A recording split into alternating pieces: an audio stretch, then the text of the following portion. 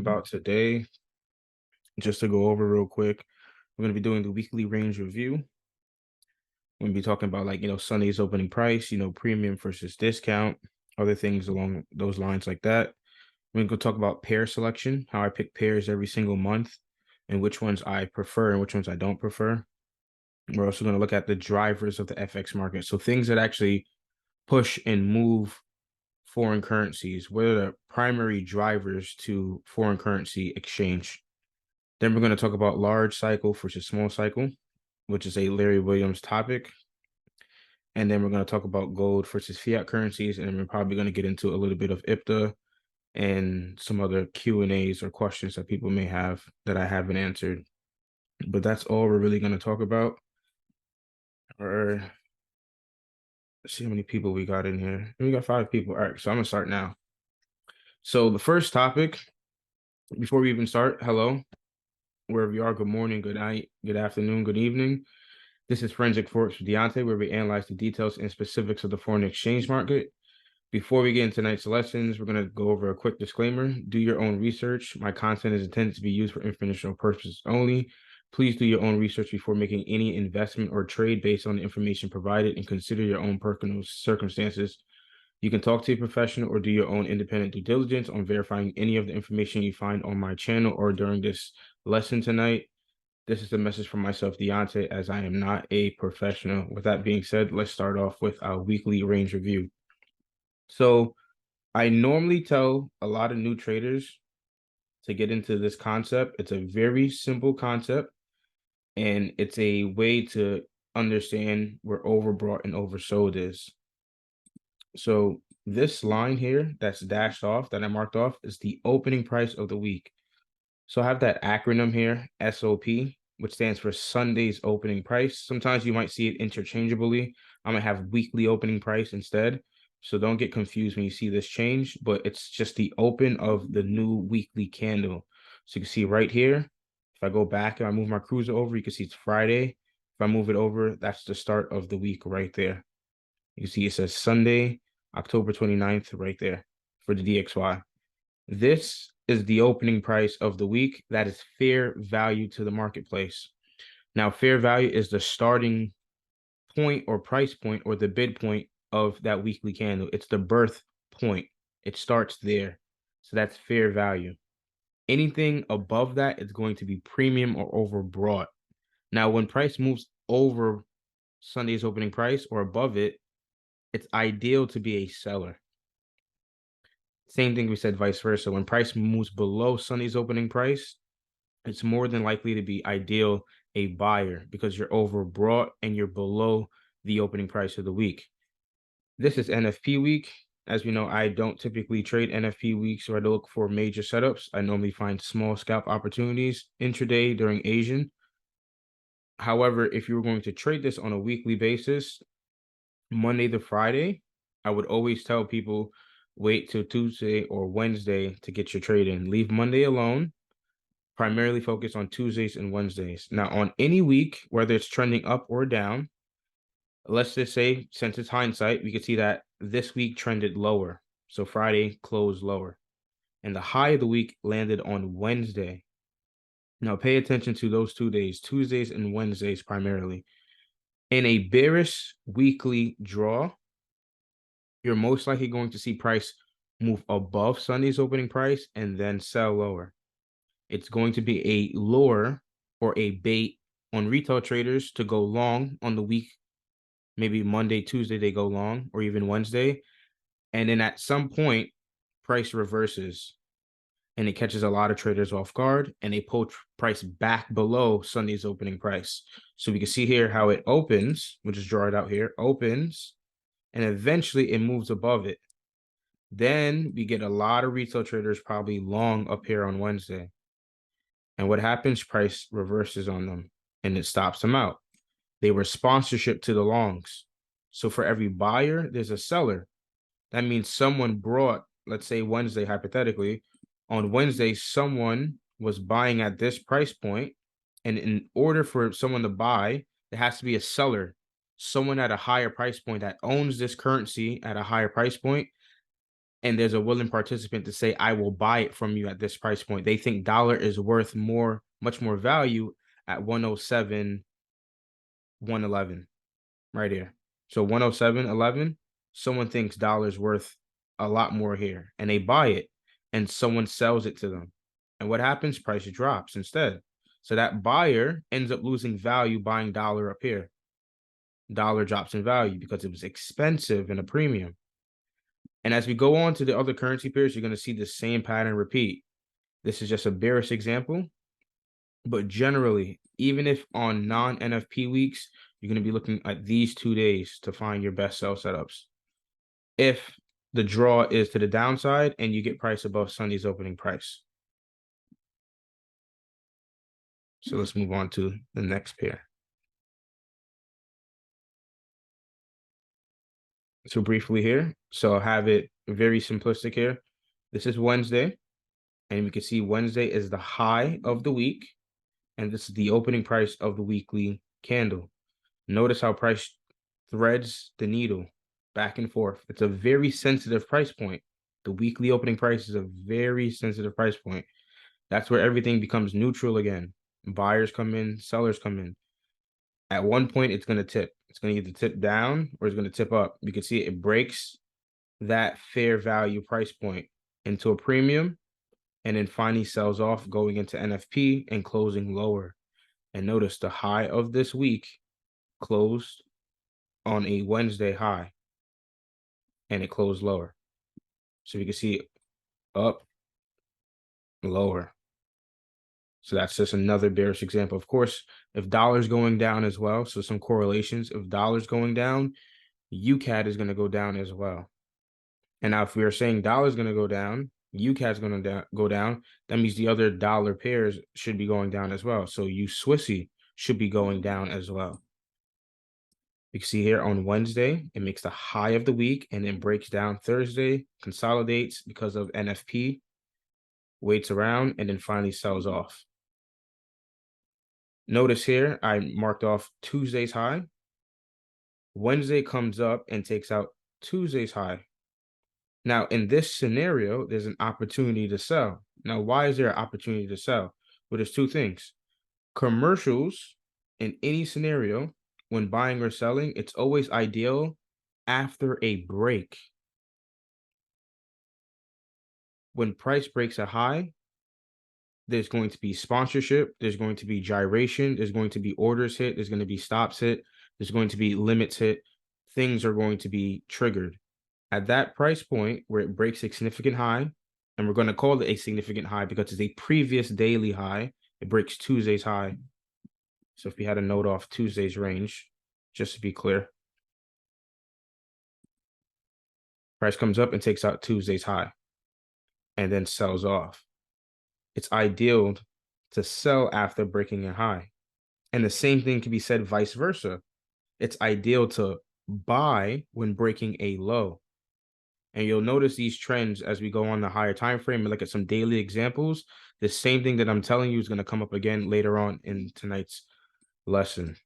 But breaking a high above weekly opening price, so we're overbought. On Wednesday, if we have the idea that dollar is going to get weak, we should suspect USWSI to get weak as well. And we should be looking to sell either on Tuesday or Wednesday. And we can see it continues to sell off and it closes lower below the weekly open. It's very simple things, but these little things, I believe, make traders find their edge and give them a little more guidance. This is the weekly open. So now we're looking at inversely correlated pairs because now we're getting into British pound versus US dollar. So the base is British pound, the quoted is US dollars.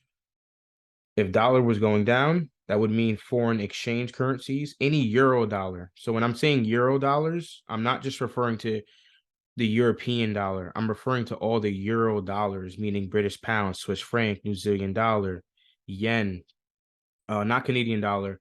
What other pairs we have? Yuans, we have rupees. We're talking about all those euro dollars on that side of the world.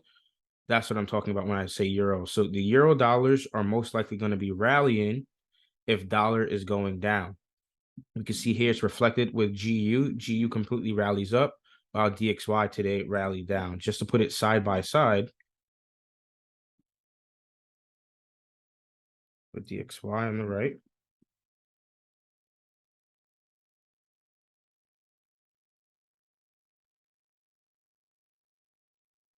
You can see how DXY is going down while GU is going up. So it's inversely correlated there. So that's just something I want you guys to understand as well. These are little things that can definitely get your trading on another level. So you can have many different aspects to take a stance in the marketplace. Price comes down here below the weekly opening price multiple times. Now here, the low of the week on this bullish weekly draw, we can see that price breaks Sunday's low theoretically. But like if we take a step back, we technically break Friday's last week's low. So let's bring it back there. Let's see, where's Friday? There we go. So this is Friday. So this is Friday's range. This is Sunday's range. But if we add Sunday and Friday together, technically makes up a full FX day. But since there's a break, there's a session break going into a new week, get that opening price on the weekly candle, we're going to consider this not even a day. Let's say we don't even see Sunday, but we do see Friday's low. You see how Monday takes out Friday's low right here? And what did I say earlier? It's ideal to buy after taking out a low. So this is Friday. So we're not confusing anybody. This is Friday's low. Oops. Monday takes out Friday's low. They find a way to buy, while retail traders are probably thinking break retest. The commercials are thinking otherwise. They're thinking turtle soup. They're thinking false break. False break, get the traders in short. We're going to go long for the rest of the week. We can see how they do hold price and consolidate until basically NFP, but they gradually accumulate the price slowly over and over, running out what? Short-term highs, making higher lows, and making higher swing lows. And then eventually Friday, NFP, it just takes off and it just runs buy side. We're going to look at all this on a higher time frame as well. You can see the ideal scenario was to buy below the weekly opening price. It's not ideal to buy up here right now. Think about where you are for the weekly candle. Why would someone want to buy at the high of the week? Now, granted, NFP came out and everybody's going to take risk and people are going to probably see price shoot up and buy. Yes, people will do that on NFP. They may buy in, risk full margin or whatever it is, risk 1%, 2% because they see price running up. That could favor them short term, but that's not realistic. You're not going to do that every single week. You're not going to do that every NFP. You got to find a way to get into this market on the best price possible. So if you're going to be a buyer, find your buys below the weekly open. If you're going to be a seller, find your sells above the weekly open. Now, not every single week will you be presented the best buy and sell opportunity because there are cases where price opens on that weekly candle and it never drops below the weekly open. It actually opens and rallies straight up for the next 5 days. Same thing, vice versa. It opens and drops for the next 5 days, Monday through Friday. We do see weeks like that as well. Here, we can see that the weekly candle made a low and then made a high. Sometimes the low of the weekly candle is the open. So like, let's say this is the weekly open. The weekly open can also be the low. And it can just rally up like that. It could just open and rally straight up. Not like this, of course.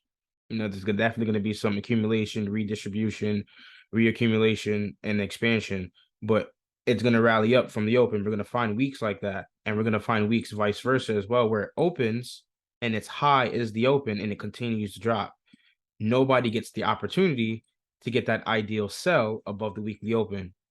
Nobody gets that opportunity to get that ideal buy below the weekly open in those cases, which can be confusing at times because everybody wants to find the best price possible. But if you still have the idea of being a buyer for the week, you can also break it down day by day. Let's take an instance for gold.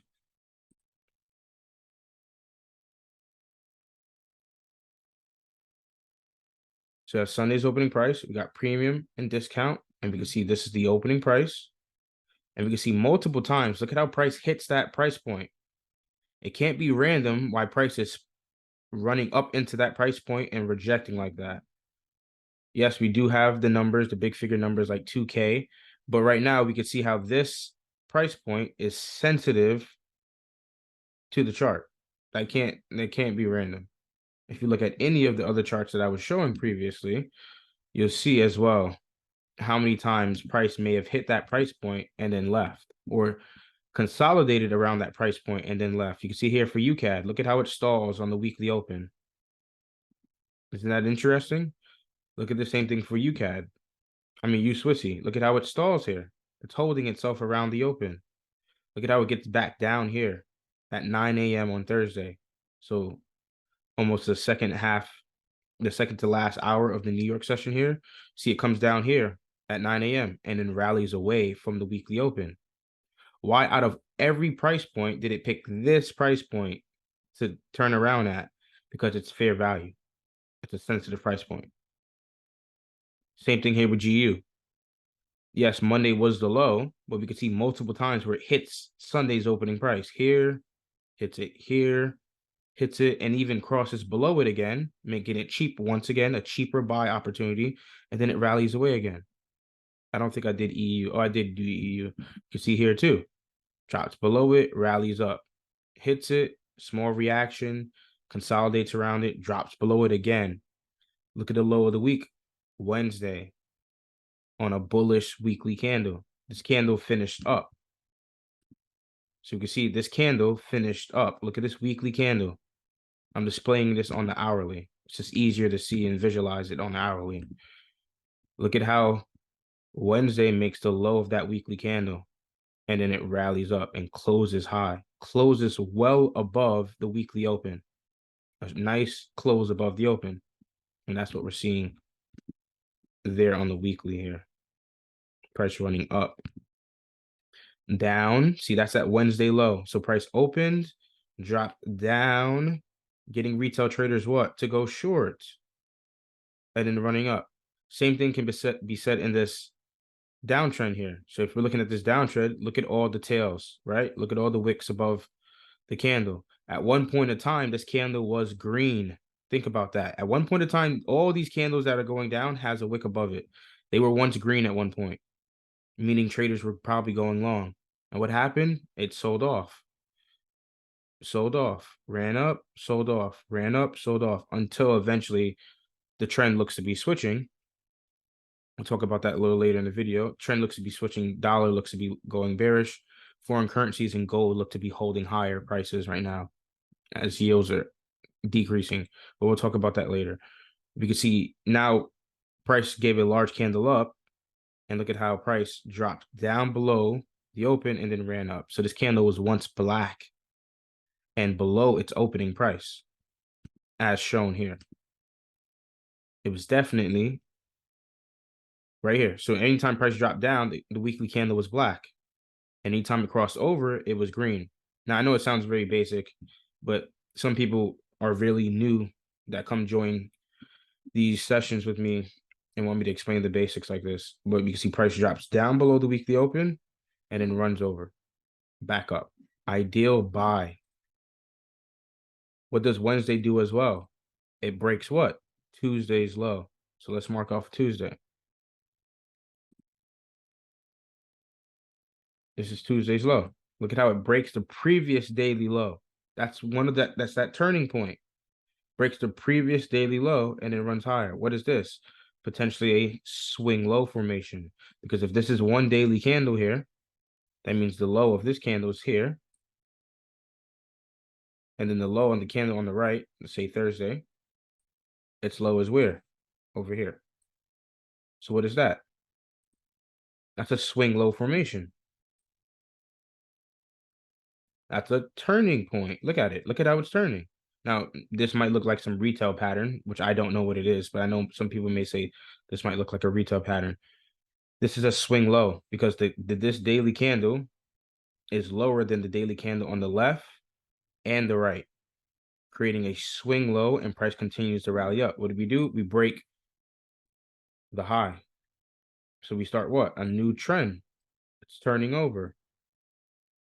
So now price is breaking previous daily highs and should be looking to what? Probably break Friday's high and then Monday and Tuesday. But then you will find yourself in scenarios where price pulls back and takes out the previous daily low just to run higher, to throw retail traders or large funds off the tracks of the commercials. And that's how I would do that. So if you have any questions at all, please let me know. I'm just going to check the chat briefly before we move on to the next topic. Hopefully this makes sense. Okay. Do you have an approach to gaps? We'll talk about gaps. Yeah, that affected me for a while, timing the candles, because it switches from 1/3 to 1/2 of the candle time. Not quite sure exactly what you're asking here, but if you guys have any other questions, please let me know, because I will be moving on to the next topic. And we will talk about the gaps as well, my friend.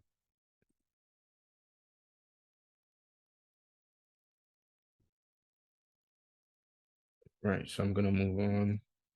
Just check the chat one more time. Okay, cool. So the next topic we're moving on to is pair selection.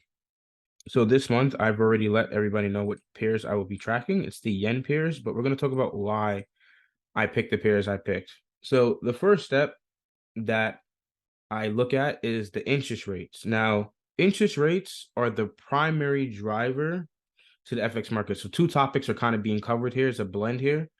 So the primary driver to FX markets, so foreign exchange currencies, is the interest rates held by the central banks around the world. Now, the interest rates are going to affect the yields, and the yields are going to bring investors. Now, the higher the rate, the higher the bond yield. The better the bond yield, the better the currency is going to be worth over longevity, long term, or even short term as well. But the whole idea is that if a currency has a higher rate, it's more valuable to be invested in. Now, that may not apply to all currencies around the world. We're talking about the safe havens, the majors, right? So we're talking about like dollar. At one point in time, yen even was a safe haven currency as well, but yen is the worst currency in the world today. Yen, dollar, Swiss franc, a Canadian dollar, euros, British pound, not yuans, definitely not yuans. A few others, New Zealand dollar, all those are reserve currencies. Now, not all of them are going to be king at the same time, but they're going to have their peaks and valleys, you know? Yen at one point was the reserve currency of the world. Now it's not. Now it's the dollar. Who knows who's next? As of right now, the dollar has had its next on every single other currency. But that's how I normally pick my pair, by the rate. So if we had to compare rates, what you're generally looking for is a strong currency and a weak currency. You do not want to pair two strong currencies. It causes friction. You don't want that. And you'll see exactly why when we go along with the other analogy. But you want to pick a currency that has a strong or high rate versus a low rate. And the easiest ones that we could pick out right now is Feds. Of course, we have the reserve currency of the world, the dollar, right now. And then we'll come down to Japan. Negative rate. It's the only country in the world right now with a negative rate. So it's easier to pair against this or to challenge the yen. Not to say yen won't have its time to shine and rally throughout the year, because we have 12 months out of the year. You think yen is going to drop for every single month? No, it's not. But we could definitely take an educated guess that yen is probably going to be most likely bearish throughout the year or the following years. If the rate continues to be negative, investors are going to leave yen and go to dollar. So that's one reason why I picked UJ. Now I could do the same thing for other pairs that are available. We have something like NJ, New Zealand dollar versus Japanese yen. So if we go down to the New Zealand central bank, we can see the rate is 5.5. It's the same thing as the United States or the Feds. So would I ever pair together New Zealand dollar versus US dollar? No. Because many people used to ask me, why don't I trade NU so often? I don't trade NU because the rates are almost similar. They've been neck and neck, not at the same time, but periodically they've been rising together. Both central banks have been rising it, and they've been steadily together. I'm not going to try and trade NU. There's going to be a lot more friction. Why pick a currency where there's two strong rates? Nobody's really trying to take their New Zealand dollars and put it into dollars, and no one's trying to take their dollars and put it into New Zealand dollars because the rates are pretty similar.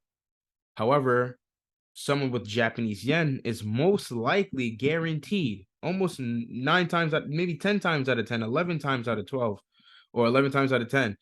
They're going to put yen into other currencies because they just have a better rate of return. Nobody wants a negative rate on return on their money. So that's another reason why I picked New Zealand dollar versus yen. Now, I could honestly pair all of them against. I could put CAD versus yen. I could put euro versus yen, but I went with the ones that had other specific things as well. One thing is the monthly chart and the previous month, whether it's a small range or a large range.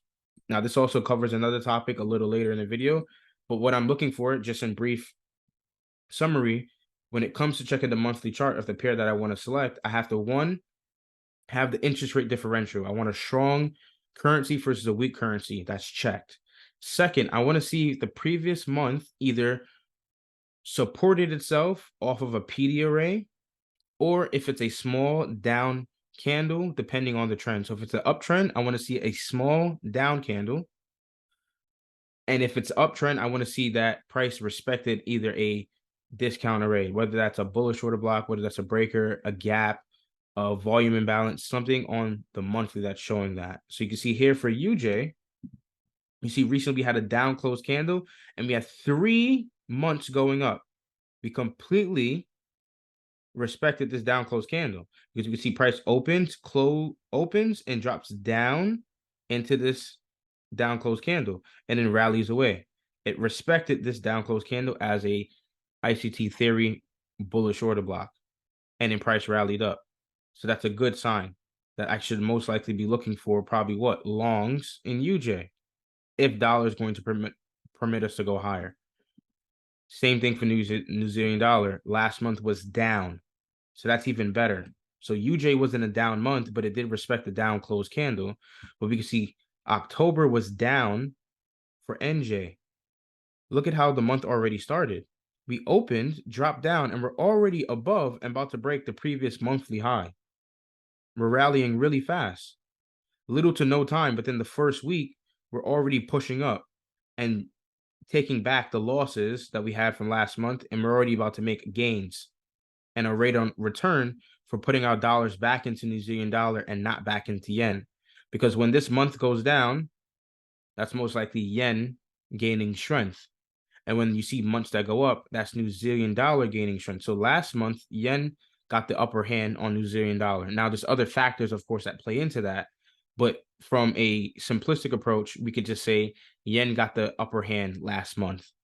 But since the rate difference is so strong, and I know long term, if the Bank of Japan is not going to intervene, change their yield curve, change their interest rates, that means in the next couple months or the next 4 months, 6 months, a year, New Zealand dollar should still be more valuable than Japanese yen. And that's another way I try to pick my pairs. A third way would be seasonally. Sometimes that may not work because you may have a pair that is going down while another pair is going down. So, for example, if we had to go to another website, so if we go here, let's say we go to equity charts, we go to New Zealand dollar.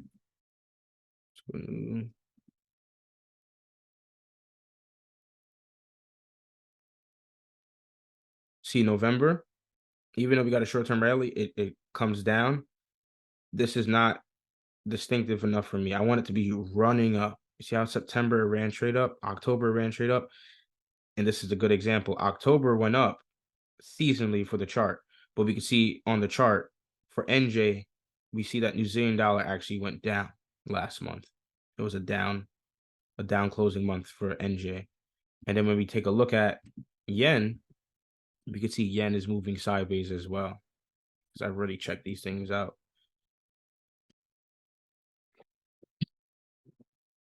You see here, November, it's just sideways. So this could be a problem. Not to say all is all loss because they both seasonally are moving sideways.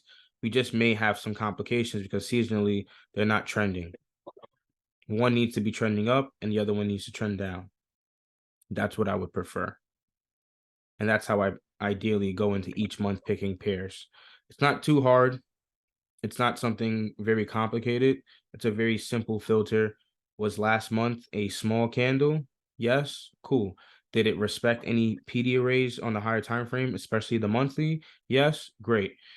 Is there an interest rate differential between the pairs? Yes, great. So I'm going to take this pair to trade next month. I don't pick two strong pairs. I pick a weak and a strong. Got to pair those together. You can't pick strong and strong. It just doesn't work that way. You want things to be in your favor as much as possible when it comes to the macros. You don't want the macros to be against you. You want the macros to be helping you at least. You already have a lot of other things ahead of yourself psychologically. At least let the fundamentals and the macros be sound for you. And that's how I would take that approach. So hopefully that answers some questions. If you do have any questions, please let me know. We're going to look at some Fed rates, BOJ rates, ECB rates, and a few other things. But if you have any questions, please let me know now. When the candle closes, and close. Oh, that's what you meant. Yeah, it always gets people. Right before the candle's about to close, the candle moves really fast. It's always gonna play with you that way. You learn that pretty early trading.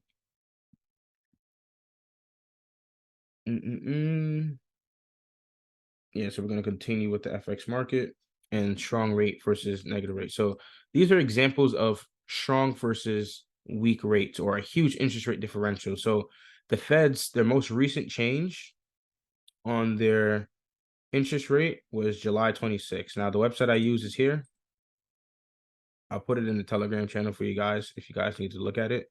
I don't know how often they update it. Sometimes they're a little late to updating it, but I stay up to date with it anyways.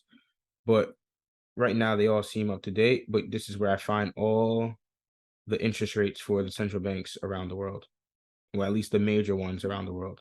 So we can see every single one. Feds, Brazilian, British, Canadian, Chinese, Europe, Indian, Israel, Japan, Mexico, New Zealand. You got all the rates there. So you could take a look, mix and match, and find what pairs best suits you for the month.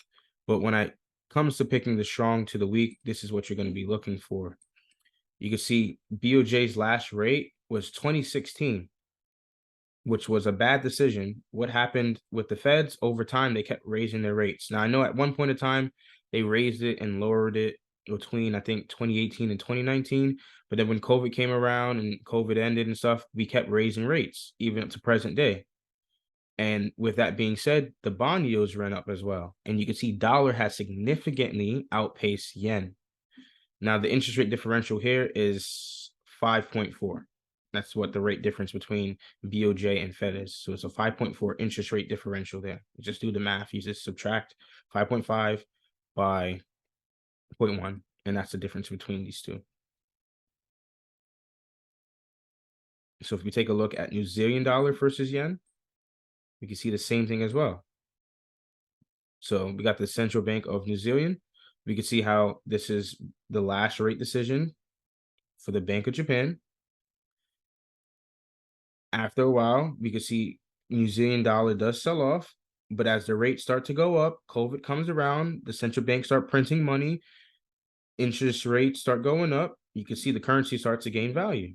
Investors are interested again in the currency. Look at how it just continues to rally.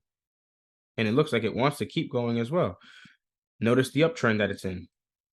Just a little side note. Look at the uptrend that it's been since 2020, March lows. A lot of the lows for the currencies or highs for the currencies was March 2020. Notice since that uptrend, granted hindsight, look at every down month.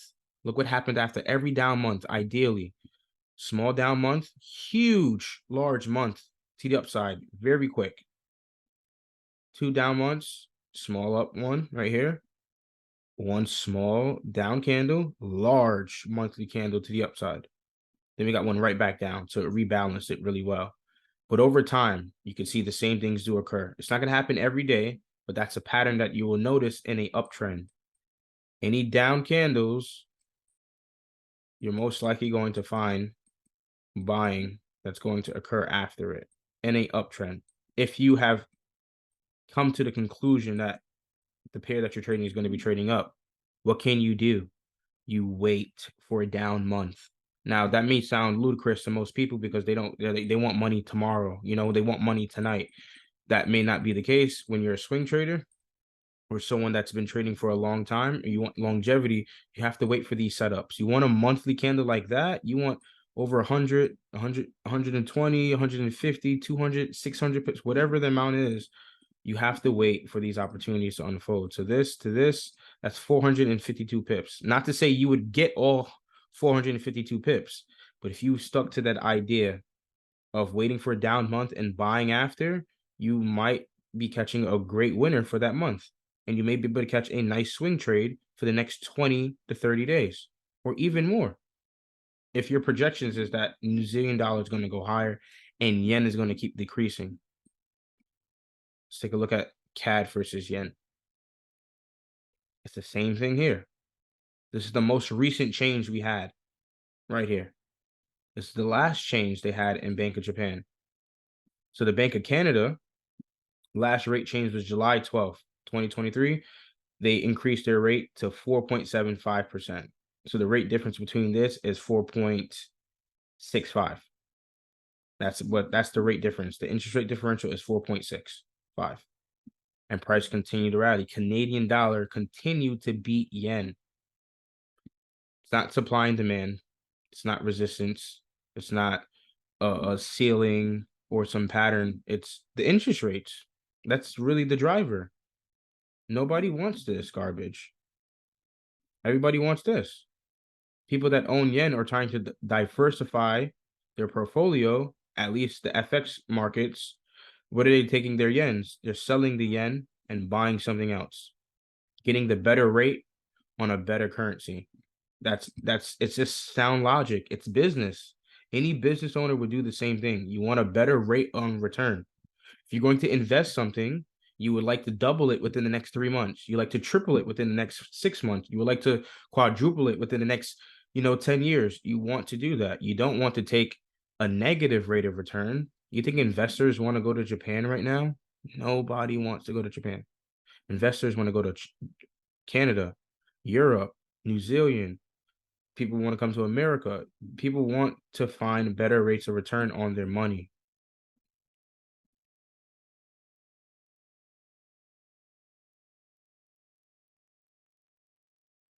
Last rate change by the Bank of England, August 3rd, 2023. They increased their rate to 5%. So very similar to New Zealand dollar and the Feds. You can see Bank of Japan, like I said, still negative, but look at how over time, as the Bank of England started raising their rates. Now, I didn't mark off every single rate change. I just marked off the most recent one because I could have marked off the last 10 of them. But you'll notice periodically they've been raising rates, as we all know, if you've been keeping up to date. And it's been driving people back into the currency. People want British pound again. People don't want yen.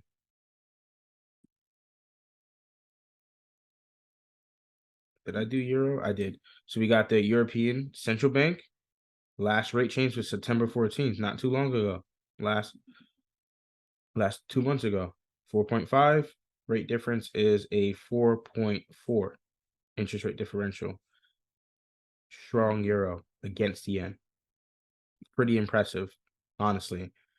Granted, I've been speaking about this for the last year, even at the beginning of the year, that all the yen currencies were going to keep rallying this year. They're not going to stop. It's the easiest pairs to be trading right now in FX market. If you had to pick any pair, I would tell you pick a yen pair and just hold it. Like I said, do your financial research. I'm not a professional. I had the disclaimer. But if I had to pick any pair, it would be a yen pair, and I would buy long term. I would buy and hold for the next 5 years if I could, next 10 years if I could. Imagine if you bought back in 2020 when the rate started going up and the central bank started printing money again. And yen said, no, we're not going to print money and we're not going to increase the rates. What happened? Everybody said, yo, I need to get me some euros. Forget about Japanese yen. They're ditching the whole plan. And they found themselves dug in a hole. Nobody wants their currency. And it's hurting their citizens. It's really poor of them for taking this route. But what do I know? Did I do Aussie yen? I didn't do Aussie yen. But you get the point. Long term, you can see that the rates have increased and impacted these currencies.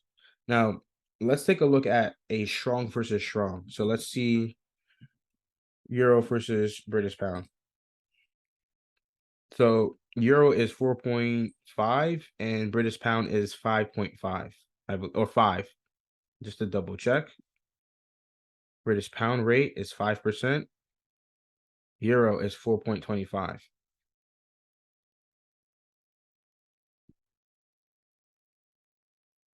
Look at what this market has been doing for the last 3 years, the last 4 years, sideways. You're telling me people want to trade this? Nobody wants to trade this. Nobody's trying to convert their euro dollars to British pound, and nobody's trying to convert their British pound to euros. Not to say there isn't people doing it. There best believe there's a handful of people doing it, but I don't think it's something as popular as people converting yen to dollar, or people converting yen to euros, or yen to British pound. They're not doing those transactions as frequently with euros back to British pounds and British pounds back to euro, because there's not a major positive rate of exchange there. I need there to be a bigger difference here. There's not a big difference here. They're too strong of two currencies. I wouldn't want to trade euro versus British pound. And even if we were to flip this around, let's go pound versus euro. The same thing. Since 2017, look at what it's been doing since 2017. You want to trade in this environment? You think that's a healthy trading environment? And I know many people would say, "Oh, I'm a scalper. I could scalp this," which is potentially true. But in longevity terms, this is not something you want to trade. I think you should completely opt out of trading this. This is not a pair you would want to trade. Unless, let's say, dollar. The only reason I'm gonna say people get into these pairs like this, or exotics like this, is dollar happens to go into a major consolidation like this. So let's say dollar, they kept rates the same for a very long time, right? We've eased on increasing interest rates. We met the inflation target, whatever the Feds want to do, and dollar starts to drop down and it starts to consolidate. There's deflation. Dollars just start to not gaining, just start to being stagnant. Then I would see people will slowly try to inch their way into other FX currencies and other asset classes as well. That's the only time I would see people try to jump into pairs like this. Other than that, there's no reason somebody should be looking at these. Not at all. Strong and strong don't mix. You want the strong and the weak. Yin and the yang. You don't want yin yin. You don't want yang yang. You want yin and yang. That's really all I have to say about the drivers to the FX markets and why the interest rates is the primary driver to all FX currency pairs. That's the simple answer to this. There's no ways you can't get around it because it's sound logic. You can't get around it. How would you know the direction of NAS 100? What things can you look at to get the quarterly move? We could talk. We could talk about that a little later, shy girl. Not a problem. The next topic we have here, we're going to move on, is the large cycle versus the small cycle. So if you aren't familiar with it, this concept was taught and brought by like Larry Williams in the book of Natural Price Change Cycle, Long-Term Secrets to Short-Term Trading. And it's in chapter 2, I believe. And it's a question. I think the title of the chapter is like a question of time or price or something like this. Chapter 2. So if you don't have the link to the book, we could get it to you. We can find you that whole source and get you everything. But in chapter 2, he talks about the natural cycle of range change, and it's on page 39. And he talks about how large range candles are followed by small range candles, and small range candles are followed by large range candles. And you have to specifically focus on a pair in order to understand what I'm talking about. You can't be jumping around, or you have to be really disciplined, and you got to really be tracking these things to understand what you see here. I always like to bring it back to this example because it's just a very clean example here on gold. You can even see more things like this recently with NJ. But notice how you have this is a small period of time. It's going up. After every down candle, there's a large impulse to the upside. And after that large impulse to the upside, it's almost as if price stalls out the next day. It's like, where did all the energy and excitement go? It just completely dissipates. But why don't we have three large candles going up? Because it's not always going to be that way. The market gets into these small cycles and it's large and small. Now, there might be other cycles that people study about, but this is one natural cycle that I truly believe in. Small and large is something that exists.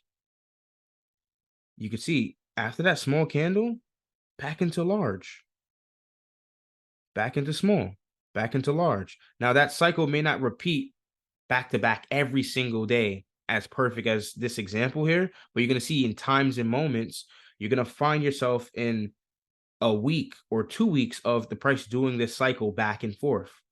And it's really cool to see it because you almost have 20/20 vision when to get into the market, especially if your directional bias is on point.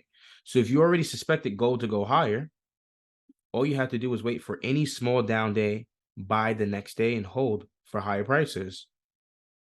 Same thing can be said vice versa for a sell setup. You wait for price to get trade up, and then you sell. Every up candle, you sell. Every down candle in an uptrend, you buy. The large candles are luring the retail traders. They're the sheep, easy to herd. You're moving masses of people. How do you control people? You entice them with a large candle. Your psyche can't handle that. FOMO kicks in. We are emotional creatures. We react on emotions. When we see price moving and gyrating fast without us, our first instance is click the trade. Just get in. I don't care what the risk parameters are. Just get in because I'm missing out on the opportunity. We'll check the risk parameters later. No, that is how you feel. You need to sit back and strategically wait for a great opportunity to strike. The informed trader, which I say I'm not a sheep, I'm a wolf. I hunt. I'm waiting for the small candles, especially if I have the hunch or the edge on the daily draw. It just gives me 20/20 vision to be more confident to go into that market saying, I'm going long, I'm going short. And we can take a look at some examples. So if we go to lab work, it doesn't matter what pair we're looking at, honestly. Let's take, for instance, we're looking at pound versus euro. I never think I would be looking at this for this example. Take this price action here going down. Hindsight, of course. And this means of price action, price is trading down. But where do we start off with? A small up candle. Small up candle. Why am I calling this candle small? Because if we look back from this day back 3 days, it is smaller than the last 3 days. And if you want to conclude 5, so the last 3 to 5 days, it's smaller than these candles here. The body. I'm not talking about the wick, I'm talking about the body. That's exactly what Larry Williams is talking in the book. The next day, we see a large candle kick in and it sells off quickly. Sells very quick to the downside. And then we also get a continuation to the downside as well. So you don't see that small up, large down, small up, large down. We don't get that here. We get something else. We get a small up, large down, large down, large down. We'll say this is a small down. And then here we go, small up, huge large candle down. Takes out 2 previous daily lows. Not 1, but 2 previous daily lows. And if you also have a good trained eye, you'll notice exactly how I find bias. You'll see it right here in the chart. Swing low broken, lower swing high. Sell after you get the lower swing high. What are you going to do? How do you sell? Wait for up days. Up day, sell. Not to say every day you're going to be profitable, but you could move into that day being more confident. Up day, sell. You have 3 small up days. Look at how this candle comes down, takes it out. Then we trend lower again, all to find that downtrend. But it all starts with what? Small up days. Now let's take a look at a more recent example. So I know New Zealand dollar versus Japanese yen had one recently. I was looking at it on the daily. Remove this. And this looks exactly like what was happening. So I sent a screenshot the other day saying place a buy limit here and a buy stop here. So you buy at the open and you buy at the close. Look at how almost perfect that entry is. Not to say you might endure drawdown, because there's times where using that entry technique, you do endure some drawdown because it's a swing technique. You have to have a larger equity to hold this entry, unless you're going to use smaller risk and use micro lots to hold longer. But you can see the small down candle, and then immediately the next day you got a large impulse to the upside. If this market's going to continue trending up, what could we say? All we have to do is wait for what? A down day. And we prefer it to be a small down day. Wait for a down day. We expect to see what? A large day to the upside. Not to say and I know not to say everything is 100% guaranteed, but you want odds in your favor, especially when you could get the edge and you see these patterns. They're natural patterns. I don't need an indicator to tell me that. I am the indication. I need to be reading this chart. I need to be focused. If I'm not focused and I'm lackadaisical, I'm going to miss opportunities every single day. This here was an opportunity. Now, not everybody would have saw this as an opportunity because they would have not ever considered this anything. What happens when the candle is small? The psyche changes up. People get bored. They don't want to watch this pair anymore. They think, oh, it's not exciting anymore. What are they going to do? They're going to change the channel. They're going to flip to a different currency pair. Instead of being patient and stalking this buy opportunity here, instead they go change to gold, or they go change the next trendy topic in FX or whatever it is that they want to trade. Let's say it's cryptocurrency or Dogecoin or some other nonsense that they're getting caught up into. People don't pay attention, and then they leave. The trade leaves without them, and then they switch back to the channel and they check to see where price is. They're like, "Oh my gosh, it's so high." What do? They buy at the high. Then they go into the next day. Price pulls back on them, pulls them into drawdown, and then it leaves them alone.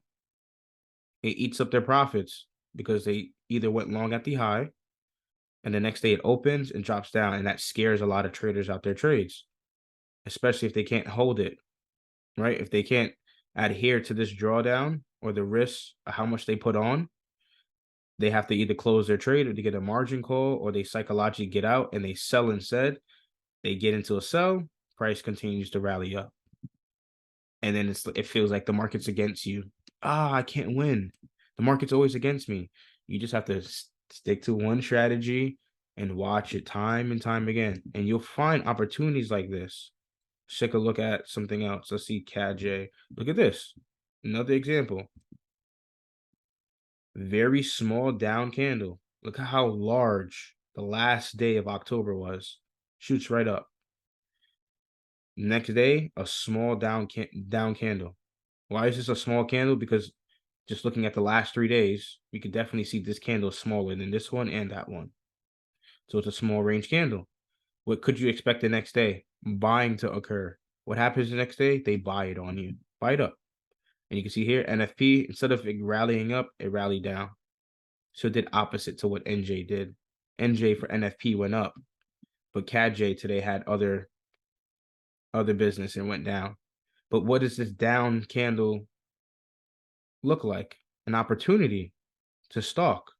How do you use this down candle to get into the trend now? So let's say we're going long on CAD versus yen. How do we get into this trend of the market? Buy here with a buy limit. It's a buy limit order. And then you're going to buy on strength with a buy stop order. So you're anticipating the next candle to open. You don't know where it's going to open, trigger you somehow on the sell side, right? Going down in weakness, and then running back up and knock you in on strength. You're expecting something like that. That may not come to fruition, but it's a chance that you take studying previous data, seeing patterns like this unfold. So that's the large range and small range cycle by Larry Williams. It's a very simple term to understand. I don't think it's very complex. Any trader of any level can learn this. It just takes a very keen eye to pay attention to what's going on to the price action. So hopefully that makes sense. I'm just going to check the chat to see if anybody has any questions. If you do, please let me know because I will answer it towards the end of the video. Mr. Dante so from Nigeria, and time is 1 a.m. It is being recorded, my man. It's going to be posted on YouTube as well, for sure. For sure. All right, cool. No other questions. So I'm going to just move on to the next topic. So that's large range versus small range. Now, the next topic is gold versus fiat currencies. So recently, you know that there's elevated war and a lot of fear in the world right now with the obvious things that are going on. And that's causing a lot of people to buy gold. Now, gold versus fiat currencies, I spoke about this earlier in the year as well. I am a strong believer that gold will be here till the end of time. Whenever a new system is created, gold will be there when they're making that decision to change into another currency, another financial system. Right now, the system that we work in and live in mainly is fiat currencies, which is paper notes. You all walk around with paper dollars in our wallets. Everybody does mainly, right? Or we're walking around with paper credit, technically, on plastic cards. That's really it, and now we're trying to slowly get into crypto. Things are changing. But overall, majority of us are trading with fiat currencies in our pockets, these dollar papers. And gold, in my opinion, is real money. So if you look at my list here on the right side, I have it noted off as real money because I think these are the things that are going to test time and be here to the end of time. We can't replicate or man-made gold. We can't make that. We can make dollars all day. We could print that. We have printing presses in all the other countries. All the central banks have a printing press. They print money. They can make that. That's artificial. That's not real value. If you can make value out of thin air, how could it be sustainable? It can't be sustainable. It's being used on some type of fraudulent system. It's being held up by this value that we so-called call fiat currency and dollar. Oh, dollars, king dollar. Oh, king yen, king pound, king Swiss, whatever it is. It's all fake because we could print it all the time. We could keep printing trillions, infinite amount. We could run a deficit of credit and we don't ever have to pay it back. But gold, however, tends to hold its value over time. So if we look on the monthly chart, let's just look at the monthly chart. This is gold versus US dollars. Let's go back to the last. Actually, no, let's go back on the yearly chart. Actually, it'd be better to see. So the starting year that TradingView has tracked for gold, at least, that goes back to, this looks like 1833. 1833, the opening price here was $20, guys. 1833. Gold was at $20. It is now 2023, and gold versus US dollar is at almost at all-time highs. That is a great return on investment. Now, if we were to flip this around and look at DXY, now, over the span of hundreds of years, we see gold rally. But over the span of these years here, we see dollar fluctuate back and forth. And this is the max chart that we have here available to us, the 12-month chart. Each candle represents 1 year. Look at how dollar has been, it peaked back in, what is this, 1985, right here. Dollar was at the highest point, 164.72. And ever since then, you see price of dollar drop. That's very interesting. Why would my money that I believe in start to depreciate? There has to be something wrong here. Let's take a look at, if you look at other currencies too. So we're probably going to look at the futures because it's easier to look at it this way. So come down to the futures.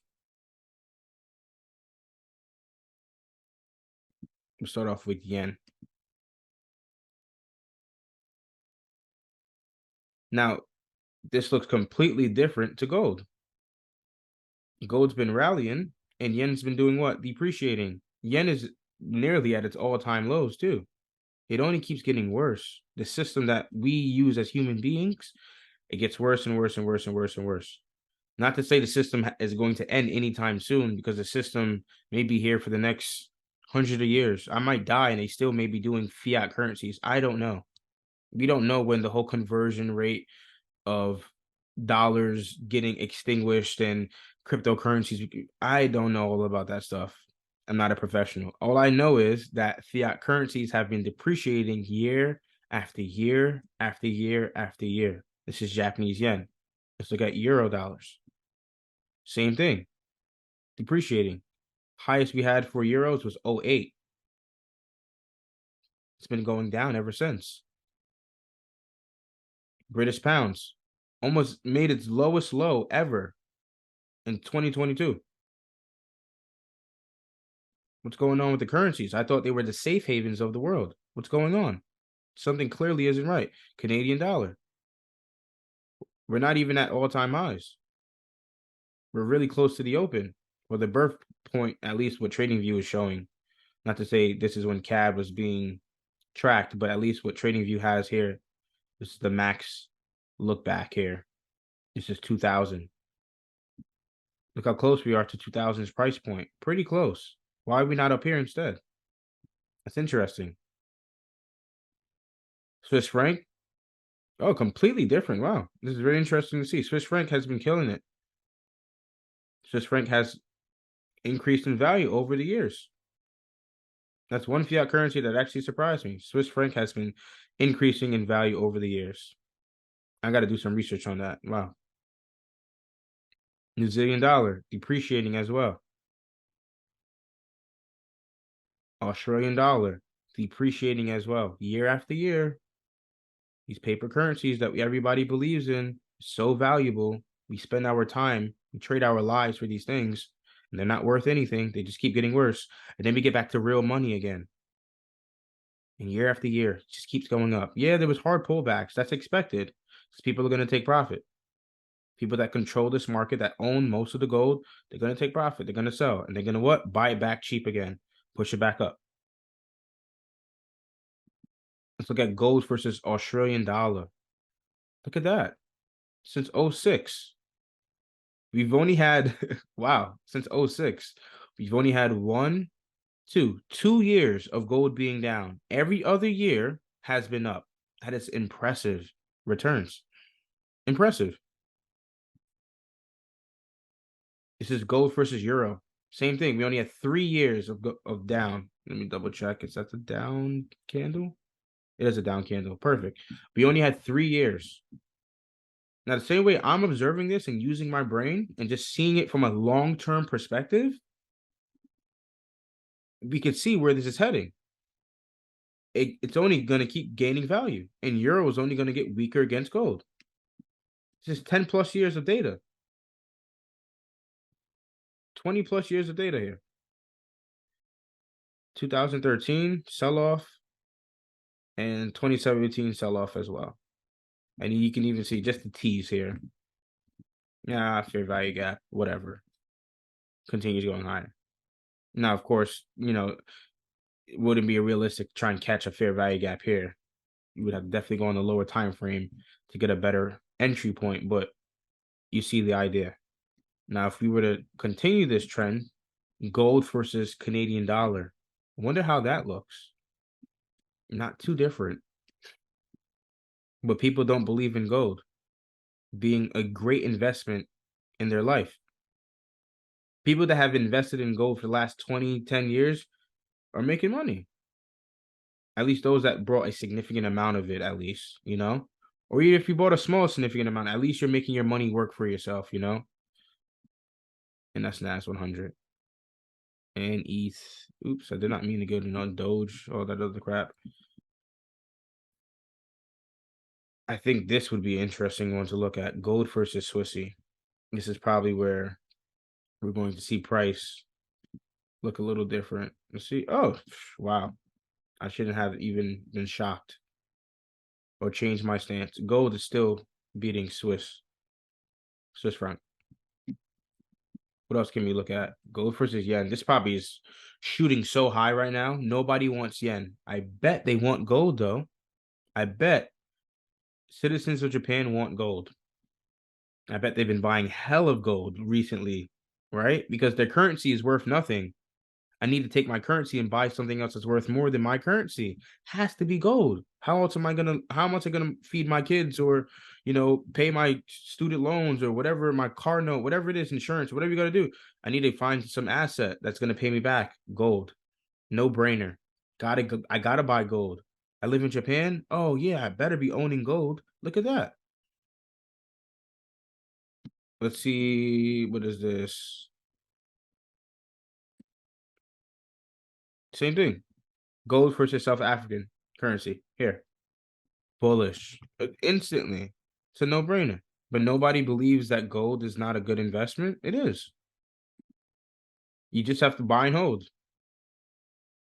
Like I said, disclaimer, not a financial professional.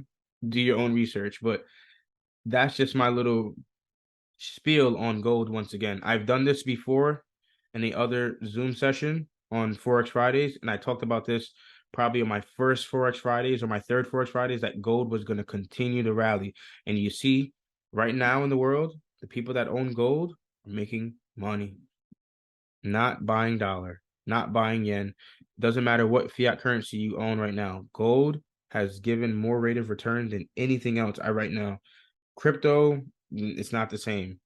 Meme coins is not the same. Stocks is not the same. Gold has been outperforming, completely destroying everything as an investment. So hopefully that makes sense. I'm going to jump into some of the questions that you guys have. We're going to talk about US. I know someone had a let me be fair. Chart. No. I know someone had the very first question. No, how would you know the direction of the NAS 100 things? What things you? Okay, cool, good question. So let's just look at it right now.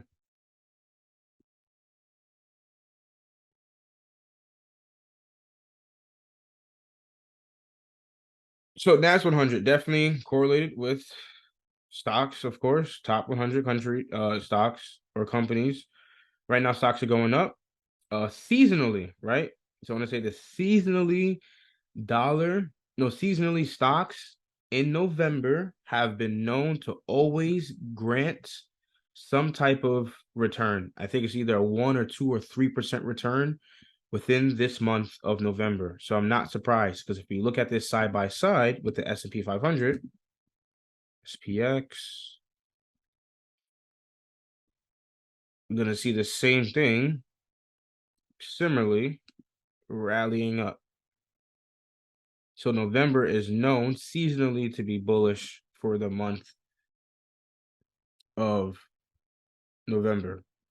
So stocks are going to rally. So you're going to see Apple, Microsoft, not every single one, of course. Maybe the handful of the best companies in the world are going to rally. Most likely Apple, let's say Tesla, Microsoft, Google, within this month. Seasonally, now on the flip side, because we know dollar is definitely inverse to NAS, dollar's going down. Now, I want you to see this. This market is symmetrical, because the correlation is, if dollar rallies, NAS 100 should be declining. If dollar drops, NAS 100 should be rallying. And you'll notice the point of break here, swing high, broken, swing low, broken. Now, two things comes to mind when I think of this. The trend is either changing or we're getting a false break, because you always have to think about both sides of the coin. Is this going to be a breakout and price is continuing a new trend? Or is this a break and then we're back down short? Is this a break and then we're back down long? That's something that's still open to the table, I believe. But as the days progress, I would watch for certain things. I would wait for what? A higher swing low to form. If my conviction is that it's going to go higher, I need to wait for a higher swing low, then go long. Same thing, vice versa for US dollar. If I think it's going to go lower, I need to wait for the lower swing high. It may not form exactly up here, because the swing high could be more subtle. It could form somewhere down there instead. And I'm not saying break retest or anything like that, but the actual formation of a swing high will be physically lower than this swing high here. It's going to be somewhere lower. And that's how you know you're in a trending market going down. Same thing, vice versa. The swing lows are going to get higher. Likewise, the swing highs are going to get higher. That's what's going to happen. And then the swing lows as well are going to get lower. So you got your trend going lower, got your trend going higher. But those are things I would look at. Like I said, seasonally, stocks tend to rally in November. They've historically, over the last 10 years, stocks always have been known to rally in November, which should put pressure on the dollar. People go back into stocks, people drop fiat currency, sell dollars to go into stocks, and vice versa. Sell stocks to go into dollars. You liquidate, take out cash, you take cash, put it back into an investment or an asset, take the money out of the asset, get more money. It's night and day. It's a simple thing. So you got to think about it in an investor's term as well. Don't think about it from a trader's perspective. If you were investing, how would this work for you? And how are these investors making money? They have to be making money when they buy into the stocks. Normally, I'm not talking about stock options when you're doing a call or a put, just buying a stock outright. Like you're buying one full share of Apple, one full share of Microsoft. You have to buy. It needs to go up. And if they're buying stocks, that means people are getting out of dollars and they're going into stocks. And when stocks are dropping, they're selling their stocks and getting back into dollars. That's just a very general way to think of it. I would be considering looking at this fair value gap here, this one down here. I wouldn't be surprised if we get price to come down here and then go back up higher. If not, we respect this last down close candle here. And the last line of defense would be here. So those would be things I would be eyeing for higher price action. And then what would I expect? If it does pull off from this high, I want to see it get back to this high and punch through it and go higher. And then ultimately run to this swing high as well and continue a bullish trend. Get up to these clean highs as well. Like I said, the other side of the coin is it could be a false break of price going for a lure on retail traders to go long, and then we sell off on them.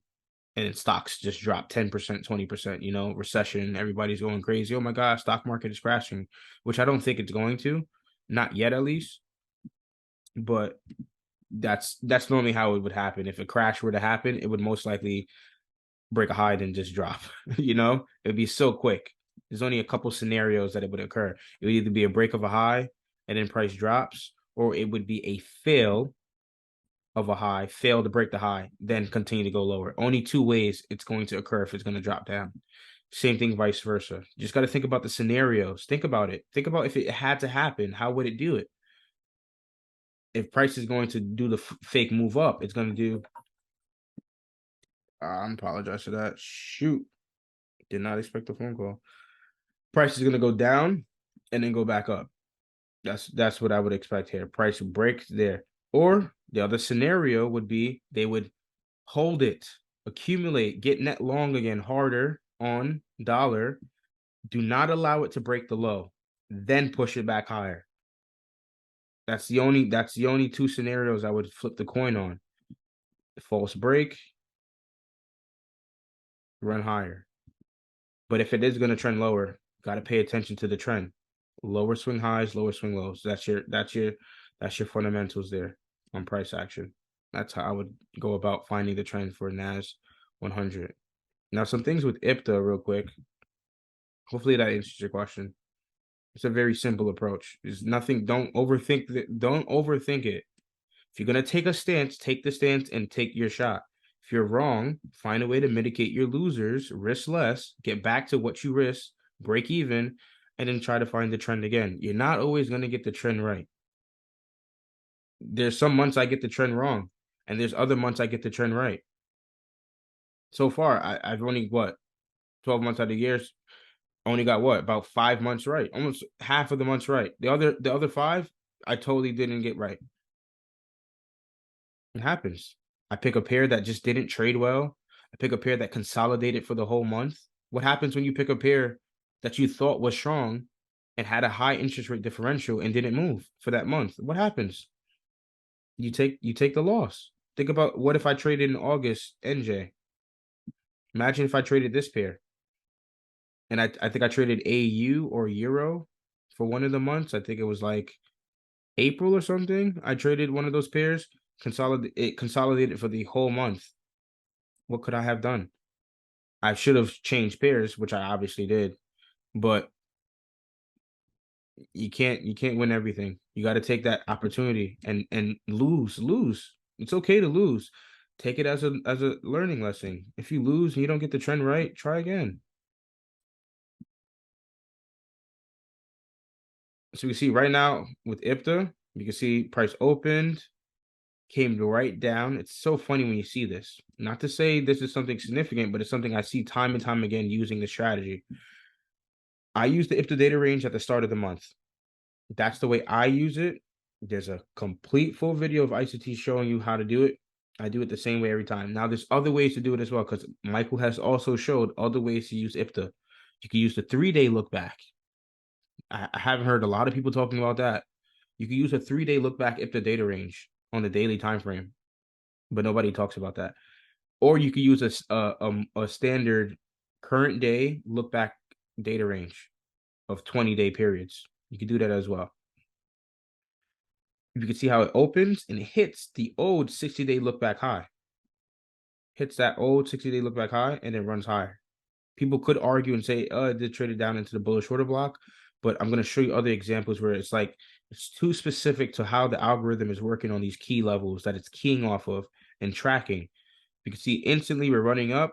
I wouldn't be surprised if we run out the 20-day high and a 40-day high. We're quickly running up. We may not have no swing low, opportunity below the opening price, and then runs higher. You're going to find months where price just drops down below the open for a couple days, and then it continues to just trend higher for the rest of the month. You won't get that ideal buy scenario in a discount. This is really too quick. Most people probably would have not seen this, or this one here. You most likely would see it in that swing low formation below the open. If we take a look at CAD, you can see here as well. Look at how price opens. The next day it opens, it trades down into the fair value gap. You can see there's a small fair value gap here. But also look at the IPDA low. The IPDA old day high, the 60-day high. Look across, look at how it hits right into that with the fair value gap. Then it shoots back up higher. That's very interesting to see. And if you also look at UJ, you see how price comes down, trades into that look back 40-day high right here, that old 40-day high. It trades into it and it rejects away from it. Then it finally trades to it again. So if UJ is going to trade lower, what is it most likely going to aim for? This 20-day low. That's the draw. I want to see price get down there. How do I get there? If I wanted to sell, I'll wait for up day, sell, up day, sell, up day, sell. Eventually, I should see myself taking out sell side liquidity and price going lower. And then we also have New Zealand dollar. Now, New Zealand dollar and NJ are directly correlated. So if I were to throw on NJ on here, you'll see when New Zealand dollar goes up, NJ goes up. When New Zealand dollar goes down, NJ goes down. That's typically what you're going to see. Not to say the correlation happens all the time, because I think a lot of people get it confused. They think the correlations happen for the entirety of the currency's life session. They think it happens every day, 24/7. The correlations last and can be exacerbated in moments of time. And you can see, like, especially here, let's say October 2022 going all the way up to December 2022 or 2023. Look at how NJ and New Zealand dollar were trading together for a certain period of time, and then it broke away again. And then again, they start to trend together again. It's not always going to trend the same way. Even though they're correlated, doesn't mean they're going to always be trading the same way together every single day. That's just not how it works. See how price is trading up here from 2020? That's at March low. Those COVID lows here. When the world was all sick and all that stuff, price rallied up. Look at the same thing for New Zealand dollar versus US dollar. It rallied up as well. Correlation, positive correlation. And you can use these things to your advantages. You check other pairs to see if they're going up as well. That means good chances are that NJ is going to go up as well. So if I had to check this, if I had to follow it to find my daily draw, and it's good to see that NJ is going up and NU is going up while dollar's going down. You can see we break a swing high. Look at that. Swing high broken. Price continues to go up. Instead of breaking this swing low, look at this here. Instead of going up and breaking the swing low, giving the false break and then going higher, what does it do instead? It comes up and fails to break the low, and then it rallies back up. That should be a sign that this institutional sponsorship, especially these large candles, this institutional sponsorship, especially the market shift as well, got that higher time frame market shift, wouldn't be surprised if we get some type of pullback into it and then we go higher. Now, I wouldn't be out of options saying that if it's left open and it trades higher, I can't get into the trend. Like I said, there's other ways to get into the trend. Wait for the down day, then buy the next day. That's it. Don't overcomplicate the situation. And even if you feel like you're going to take a loser, odds are if it's going to trade higher in the next 20 days, if you use a micro lot or you risk 1% of your account or 2% of your account with a micro lot and you hold for the next 20 days, I think it will be rewarding for you. See the same thing. And AU is going to be going up as well. And another correlation I'd like to recognize here. US 100, since you guys mentioned it. Daily. Look at how AU is going up and stocks are going up. Not surprised. EU should be going up as well. Stocks go up, foreign exchange currencies are going up. GU is going up. This is going up as well. What else do we have? We have I think that's it. And you got the inverse here. Dollar Swissy going down. Stocks are going up. UCAD. UCAD is going down. That means Canadian dollar is gaining strength. Dollar is losing strength. It's going down. Stocks are going up. These are very small correlations. Now, if we take this over here, UCAD is going down. Gold is still going up. And we can see how gold is fighting to not break lows. The swing lows. We can see how down day, up day, down day, large up day, down day, up day, up, down, up, down, down. And what are we going to probably do? We're probably going to go back up, right back up to this high, back to 2000, and then potentially all-time highs. Gold is going to make a new record high. I don't think you guys should be surprised if the next 2 months, next 3 months, even by next year or something, don't be surprised when you see headlines saying gold hit a certain number. I wouldn't be surprised, especially in the time that we are in right now. With war going on, anything is likely to happen. Price keeps spiking back into 2000 multiple times. What is this? Clean highs. These are all clean highs. I think it's probably going to be time to take these highs out. Anybody that was profitable or selling has a stop loss up here. They have an SL up here. And they're going to probably run those stops. And then price can most likely what? Break, retest, or go higher, something like that. Or price just goes up, shoots, and then it finally just rolls back over. The profit taking happens, global tensions decrease, and gold doesn't need to be as valuable anymore. And then fiat currencies will come to rise again. It's a very simple approach that I'm explaining it to you. But if you go and do your own research outside of what I'm saying, you see what I'm saying isn't false. It may not be as scientific. It may not be as, complex as the other textbooks are explaining it, but I try to break it down as much simplest terms as I can. I don't want to make it complex for myself or other people. It should be simple for everybody to comprehend. I think, can I go back? I think I go back. Nope, it's not going to do. Oh, yeah, it went back. Perfect. So you can see UCAD is going down. That means we should see what should we also see go down as well? We should also see USWSI go down.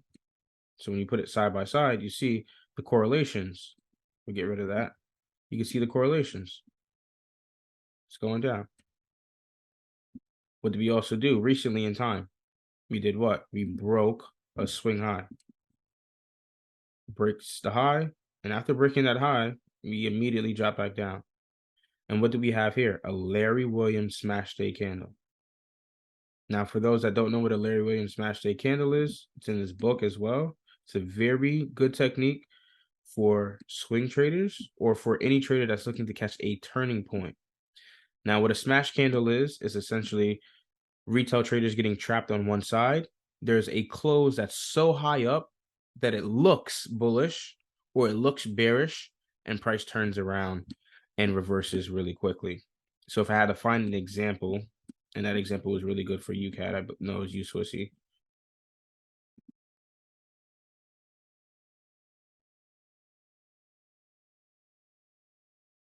So this candle is a smash candle. What makes this a smash candle in theory? Or potential smash candle, because everything is not guaranteed. It's always a potential opportunity. What makes this a smash candle? This is a smash candle because its close is above several highs.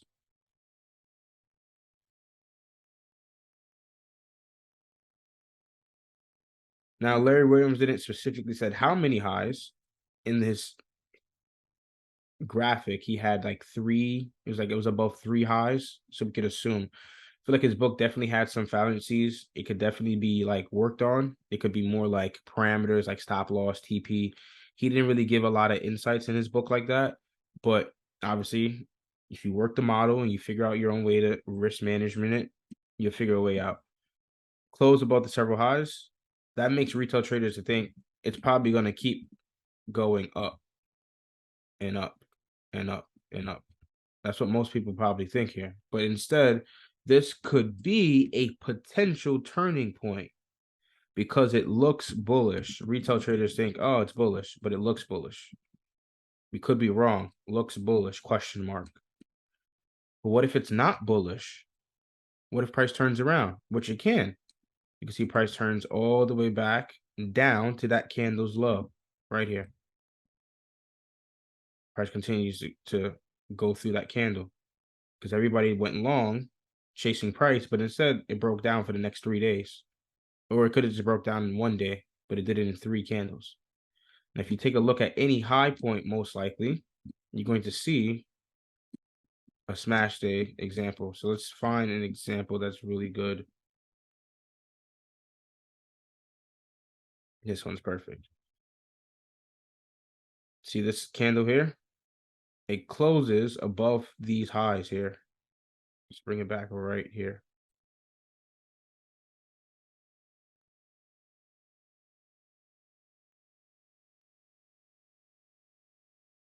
Same idea.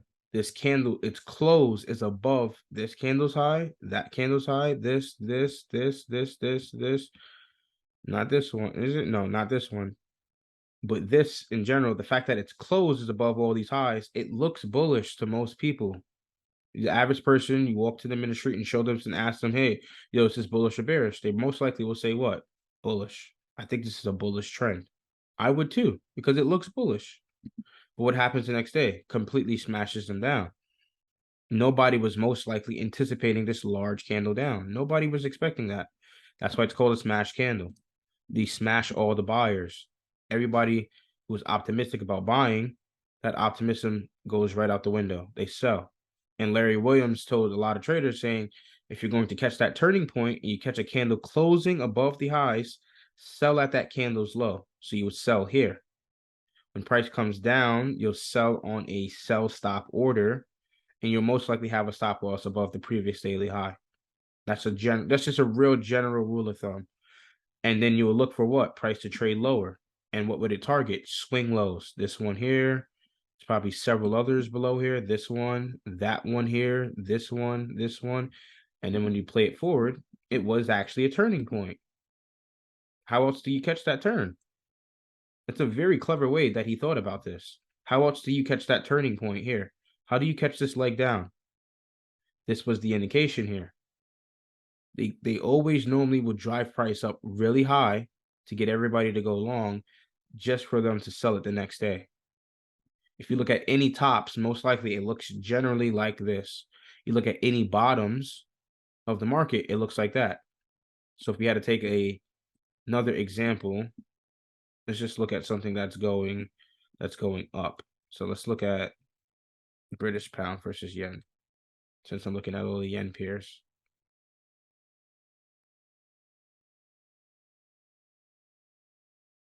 Now, of course, I'm cherry picking because I want to show you a good example.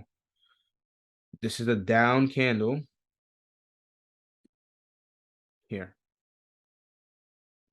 And this is where I think ICT also got its bullish order block theory, because you're going to see exactly what I mean by this. Because a bullish order block is essentially what? A down candle that mostly has price left its place, has a market shift above it, or a market break above it, and it returns back to that price point and then rallies away. Let's look at this last down close candle. Its close is where? Below several lows. 1, 2, 3, 4, 5, 6. Ask anybody or any new trader on the street if this looks bullish or bearish. They're going to tell you what? It's bearish.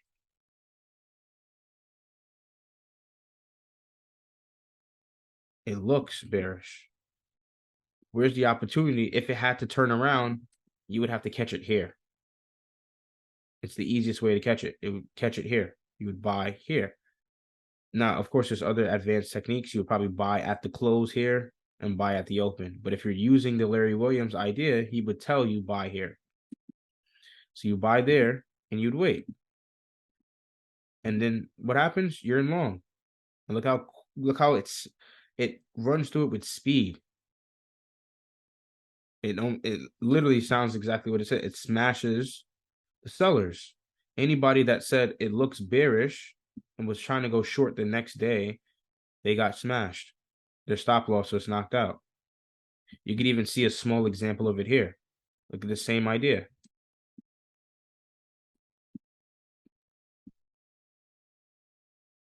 The candle is closing below lows while also taking out sell side liquidity as well. And then what happens? The next day, smash right up. And when does this occur? Look at Wednesday. What did I say earlier on in this lesson? Tuesdays and Wednesdays are going to be your ideal days to trade during the week. That's a Tuesday and that's a Wednesday. Look how large this candle is on Wednesday. Thursday pulls back, Friday trades up. And look how you got a small opportunity of trend, which it looked very optimistic to get where? Up here. It looked like it was going to get here. That buy setup would have got you to this high. That would have been the draw, your intermediate draw here. It doesn't get there though. It then breaks down. So that's you got to pay the trader. You can see that same idea occurs again here. Not too long between, probably 2 weeks in between. Yeah, 2 weeks in between. A week, actually, no, it's a week in between. Yeah, a week later, price does it. The same setup and price runs up.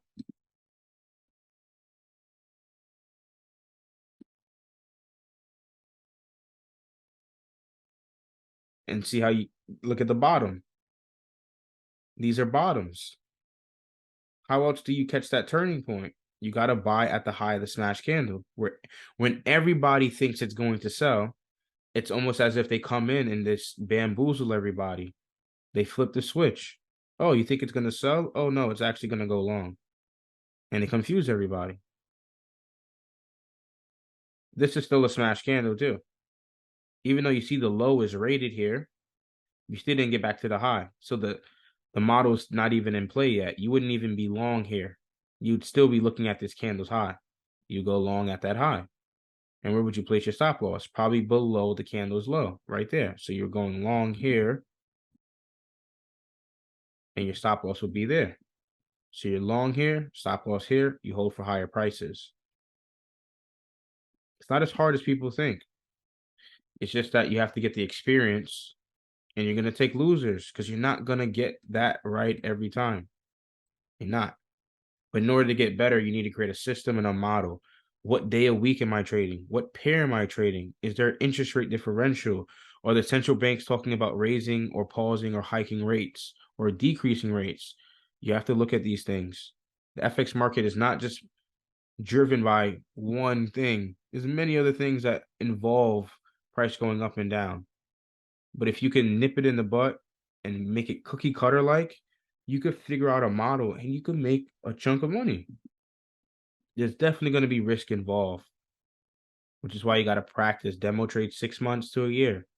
You need to learn the market for a full year. There's no way you're trading a market and you haven't traded the FX market for at least 1 year, because we know every month is not the same and every year is not the same either. There are good years and there's bad years. Imagine trading in a year where the year doesn't really move far from its open. That's not a really good year.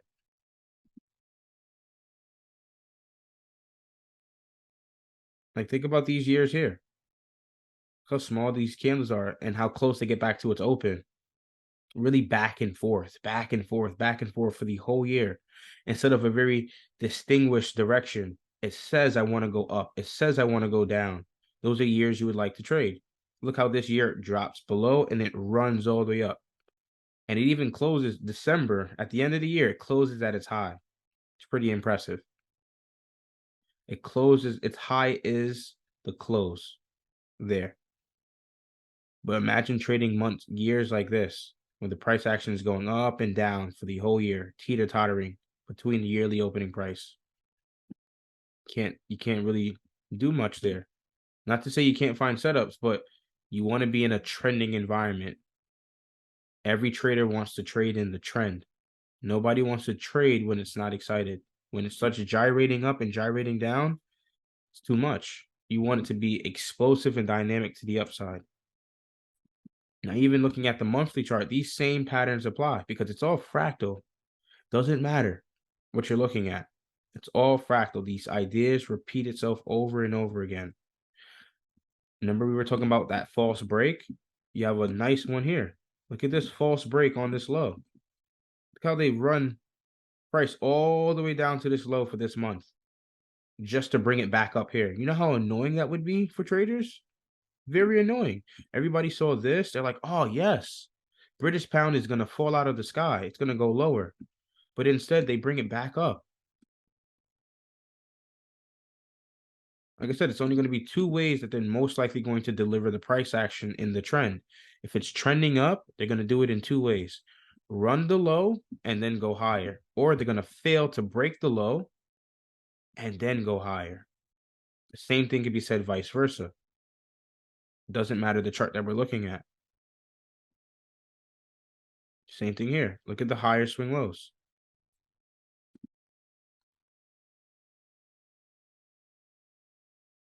They refuse. Look how they're refusing to break those swing points there. Refusing. They get so close to them, but they never break them. It's like they're stalling price. Every time. And look, we just got another swing low formation. It's almost there. We have to get to that high first to confirm this swing. So in order for that swing low to be confirmed, this high needs to be broken. Then we'll have another higher swing low protected. And we want to see it continue to rally up. And that's how I would normally gauge a lot of the ways I trade. This is how I think on a day-to-day basis when it comes to trading. It's not your average Joe style of thinking. You got some of the charts, just like AU and April thinks, bro. Can a market reverse after a consolidation? Oh, that's a good question. So you got the four phases of the market: consolidation, expansion, retracement, and reversal. If the price, No, a market can't go from consolidation and then right into a reversal. There are most likely turtle soups in between. And there's a great diagram. Someone made this diagram, which was so golden. And I'm gonna share it with the chat later. So it was the four phases, and it was essentially saying before price goes into another phase, odds are there's a false break before going into the next phase. So let's say price is in consolidation and price wants to, let's say the next phase you would either assume is going to occur is a expansion or let's say, yeah, expansion or reversal, right? Price is a consolidation. There's only two ways it can go: expansion or reversal. In order for it to get to reversal or expansion, it's most likely going to do a turtle soup. It's going to do a false break. So let's say we're consolidating sideways. And this is why I truly, this is one of my weak points. I'm actually open to admit this is a weak point when it comes to drawing ranges, because everybody says, oh, you might have not drawn the consolidation box correctly. So if you watch ICC's last video on YouTube, his most recent one he just posted, he was talking about like a market maker model that he was recently talking about. And he was talking about how some people may not draw their consolidation box the same, might be off from where the consolidation actually starts, which I really think isn't it's not fair. How could someone, how could we all draw the same consolidation box? We're all gonna average it a little different. But let's say this was our consolidation box. This is why little things about trading is funny. Let's say this is it, and we're looking at the price action here. We're in consolidation, so either expansion or reversal would occur. Either we're trending up, right? We expanded up and we started consolidating again. Now we need something to occur. We need either something to break one side and then reverse, or we need price to either break another side and then continue the trend. What happens here? You see price comes down, breaks what? Clean lows. Price comes down, breaks these clean lows. And what does it do? It continues to rally higher. You get the expansion up instead.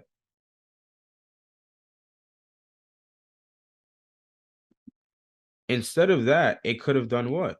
It could have ran up, it took the low, it could have as well took out the clean highs, double tops,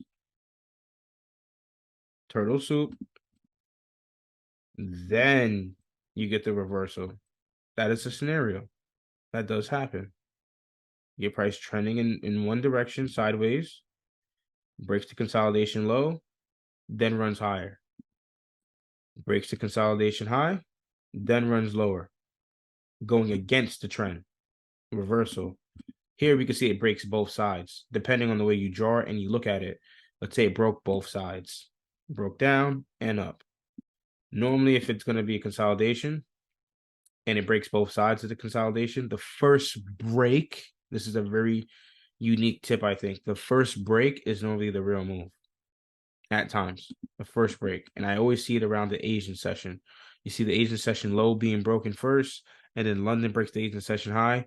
You may get that Judas swing back down to the Asian session low. So they trap traders on both sides. They trap sellers and they trap buyers, but they bring it back to the original point of breaking. So hopefully that answers your question. Yeah, the double sweep is something nasty. Like I personally, I hate the double sweep. It's something that I really don't prefer to see. But if when I do see it, I am on edge to know that where was the first break most likely occurring. That first break is most likely going to be where the market's going to go. And let's see if I can actually find an example since I'm talking about it right now. Let's see if we find something on the 15-minute time frame. Oh, perfect. So NFP day. Look, so this is a great example. Like I said, the first break of the Asian session, this is just an example to the theory that I was trying to tell you. The first break sometimes to the Asian session is the true intention of where the market wants to go.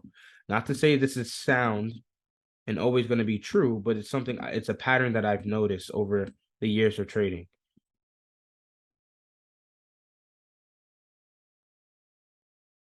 What did we break first? Did we break the high or the low first? We broke the low first. See that? We broke the Asian session low first. Now, throughout the rest of the day, not saying I'm trying to predict when to get in short or when to go long, but for the rest of the day, when we play it out and we see how it ends,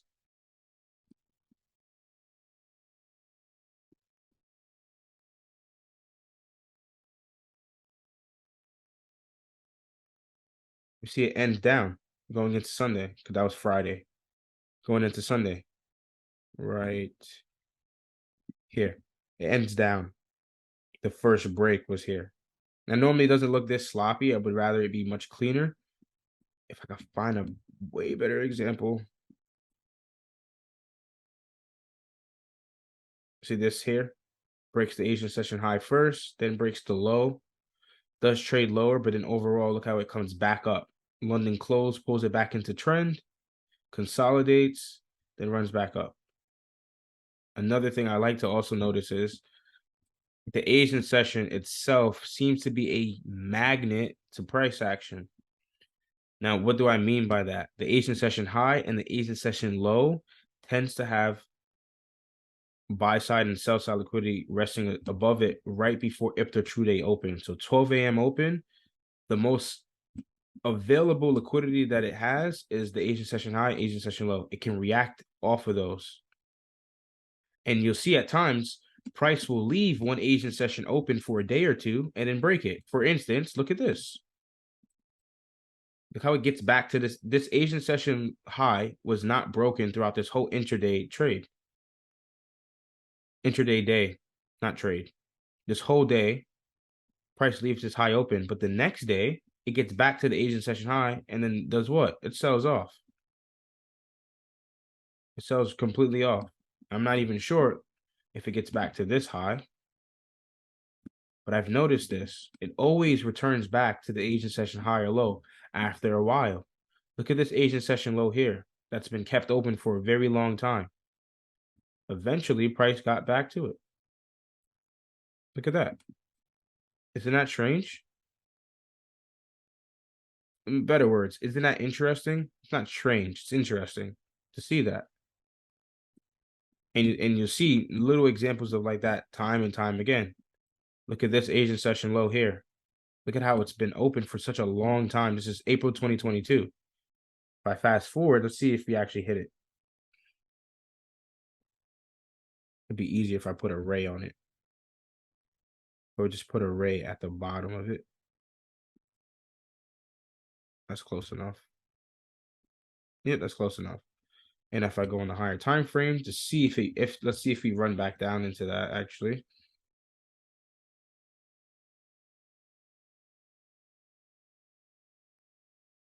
Too long. Daily would be faster. No, there you go. Look at that. And then it hits that Asian session low. Look at how it hits that Asian session low and then it runs back higher. That's that same one I just showed you guys on the 15-minute time frame. Zoom out. It's very interesting over the years when you see these things. You look at it from very single source concepts, just the Asian session. Like I'm particularly talking about the Asian session. I'm not talking about, oh dang, what did it do? Where'd you go? Oh, there it is. I'm particularly talking about the Asian session. Sheesh, this 15-minute time frame takes a while to get there. Oh, there it is. I wonder if it would show it on the 30. That was pretty annoying.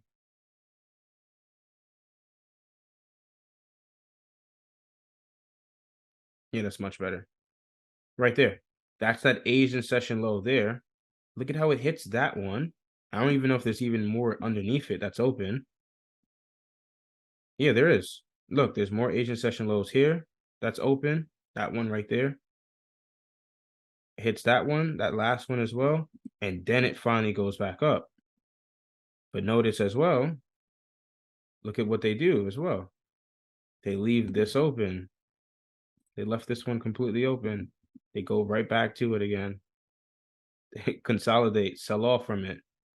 So the Asian session, definitely, in my opinion, over the years of trading, it's a very influential price point, the highs and the lows of it. For some reason, price always finds its way back to the Asian session low or high when left open. You can see this one right here. Look at this one. See that low? It's left open. Now, how long is it going to be left open for? I don't know. It all depends on the trend. If the trend is going to keep trending higher, then this will be left open. But we know sometime in the future, we don't know when, it should return back to this swing low, because what's below here? Sell side liquidity and sell stops, because someone is buying the market. Some retail trader happened to buy the market and is winning. And they probably don't scale out. They keep a stop loss here, and price is eventually going to come back and run that stop where those orders are residing below that low. That's what's happening constantly with what I'm showing you here. Right here too. This Asian session high is left open. Look at that Asian session high. It's not broken there. 8 p.m. It's high right there. Look at how eventually in the near future, I don't know how many bars that is. Anyway, no, that's not what I want to use. I want to use this tool here. 11 days later, it gets back to the Asian session high. So the market definitely gyrates. Doesn't always stay in one direction for way too long. It will come back to price points that is left open. Here, another example here. Perfectly hits that Asian session high again. Very interesting things when you start to notice this in the market.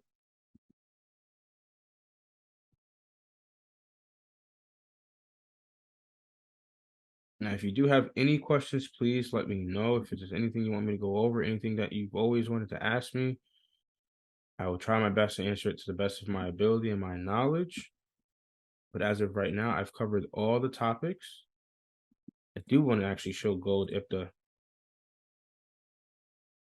from last month, if I have it. I do not have it.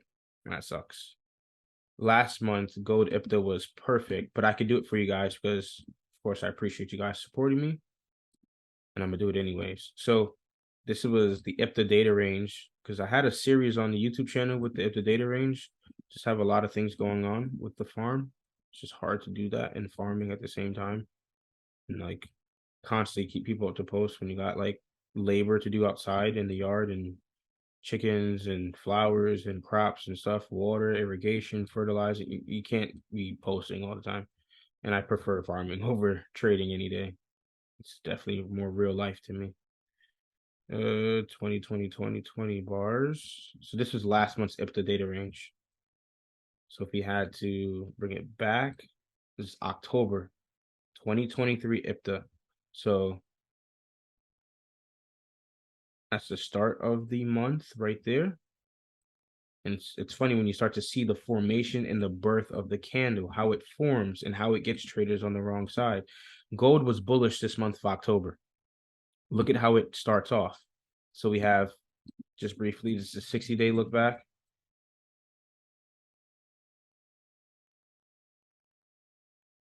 $40.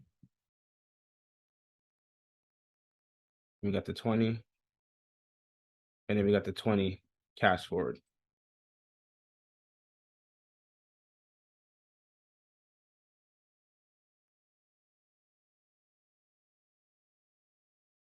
So in 20 days, we have a trading opportunity.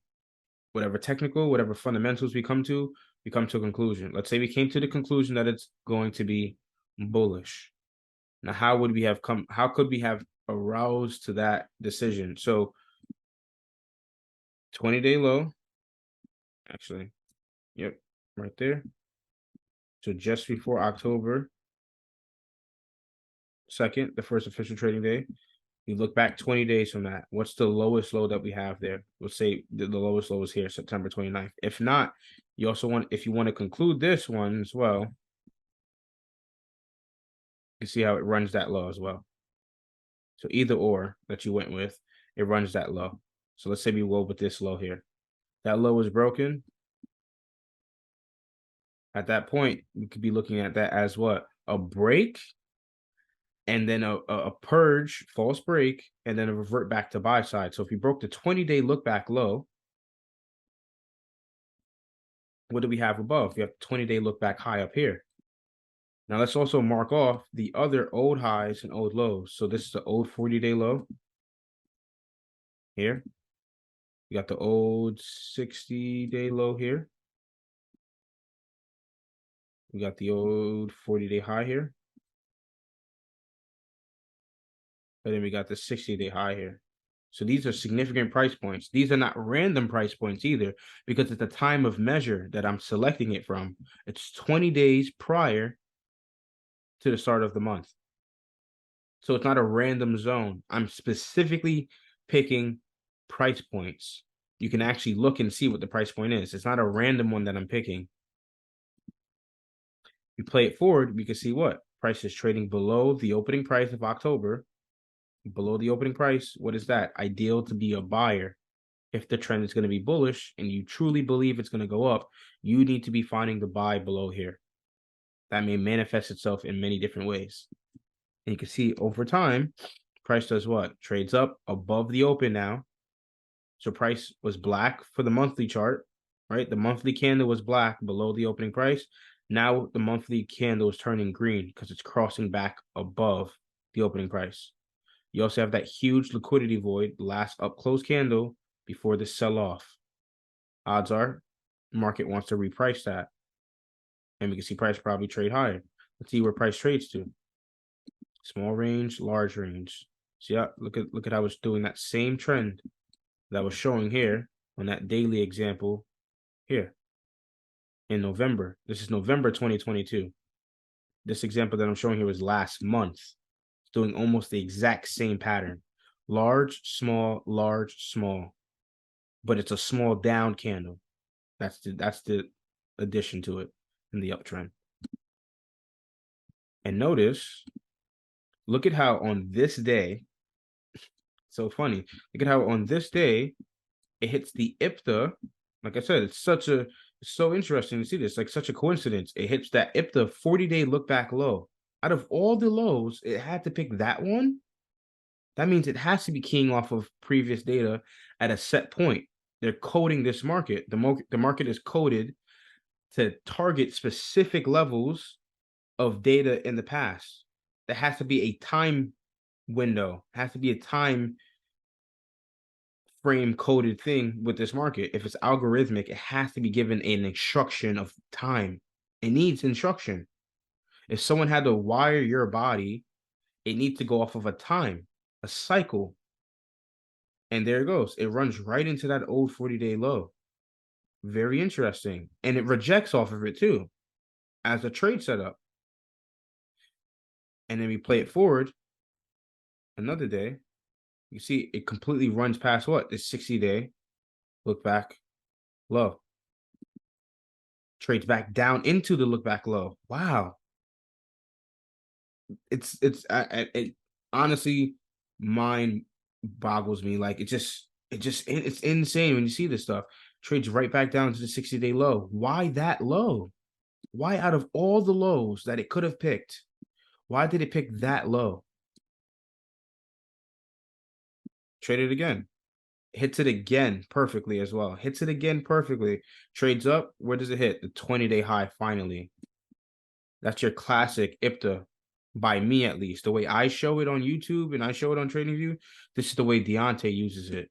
Break the 20-day low, run back to the 20-day high. That's the most classic way I use IPDA. That's the only way I use IPDA. All the examples that I've shown in the series so far, I think there's only like 4 episodes for the IPDA data range series. This would be an update to it. Break 20-day low, run back to the 20-day high. Buy cheap. You see all the concepts blending together here. Play it forward again. Look at how price hits this, rejects, closes on the high, the 20-day high. The next candle opens on the 20-day high. and it keeps running up. And then what? We finally hit the IPDA 60-day high. That's impressive. I don't think there's any other thing that could be that precise. Not every month is the same, and not every month is like this on point. But honestly, when you see this, you're like, wow, there's something here, something powerful here. And I really do. This is another concept I believe in IPDA, because I've seen it year after year, month after month.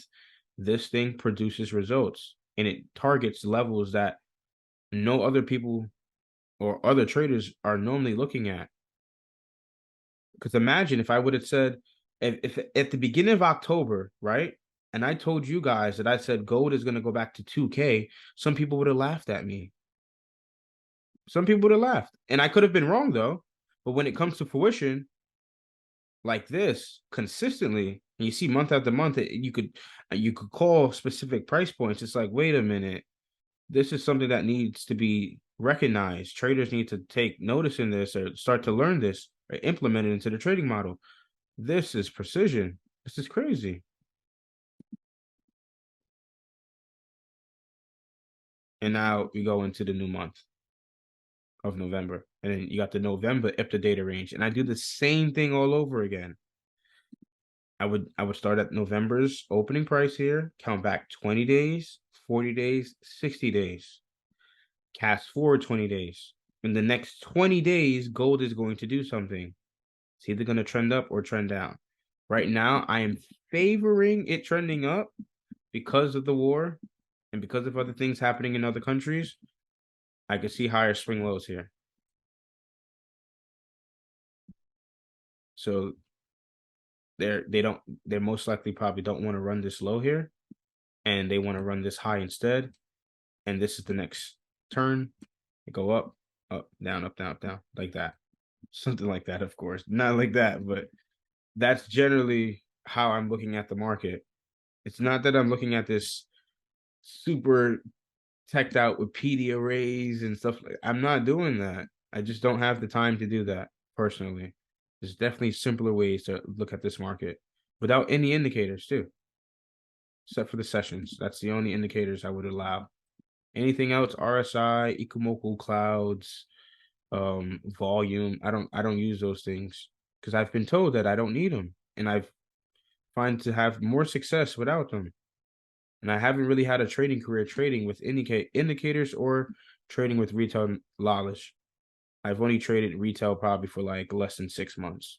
The rest of my trading career was all informed. I'm not going to say smart money because that's an SMC, smart money concept. It's not a thing.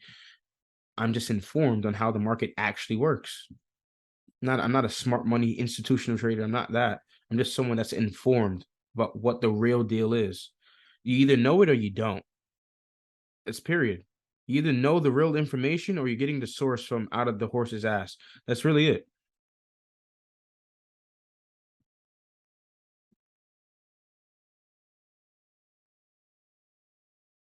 Even good question. So when you update the IPDA range every month or only quarterly when targets have been hit? That's a great question. So even if the targets have been hit, I still would do a whole brand new fresh IPDA data range. Now, not every single month will the data range that I use, the way I use it, like I said, everybody uses it differently. The way I use it month to month. That's it. And if it gets outside of that IPDA data range, like last month, it hit every single one, hit 20, hit 40, hit 60. People ask me, oh, what happens when it gets there? It took out every single one, and you're still within the 20-day cast forward range. So you still have time to play with. I don't look for any more trades. At that point, that month is probably going to expire because it's liquidated all the buy side and all the sell side that was available for that month. It's most likely going to range. It's going to top out and then close below its high, or even close at the high. The high can be the close. I restart it every single month. It never changes. Every 3 months, though, I do take that into consideration. Is this month going to be the quarterly shift? Because the whole idea of IPDA is finding the quarterly shift. That's the whole point of you using IPDA. You're trying to find the shift. You're trying to find that purge. and revert.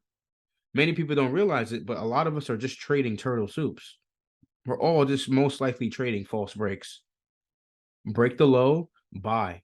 Break the high, sell. A lot of us are doing it. We just haven't really realized it. A lot of us do that.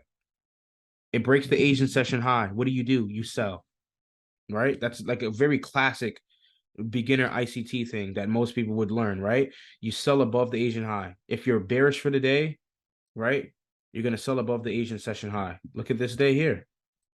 What happens? Price breaks the Asian session high.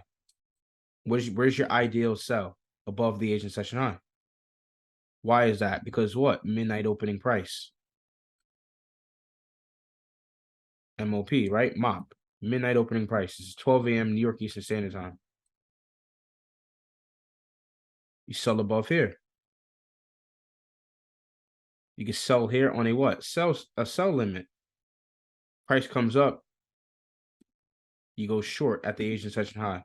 Now, you could be gambling here, in my opinion, because you don't know how high price is going to make that protractionary stage, right? That fake move, that Judas swing. You don't know how high they're going to run it above the Asian session high. What if they run it only 5 pips? What if they only run it 30 pips? What if they run it 50 pips up?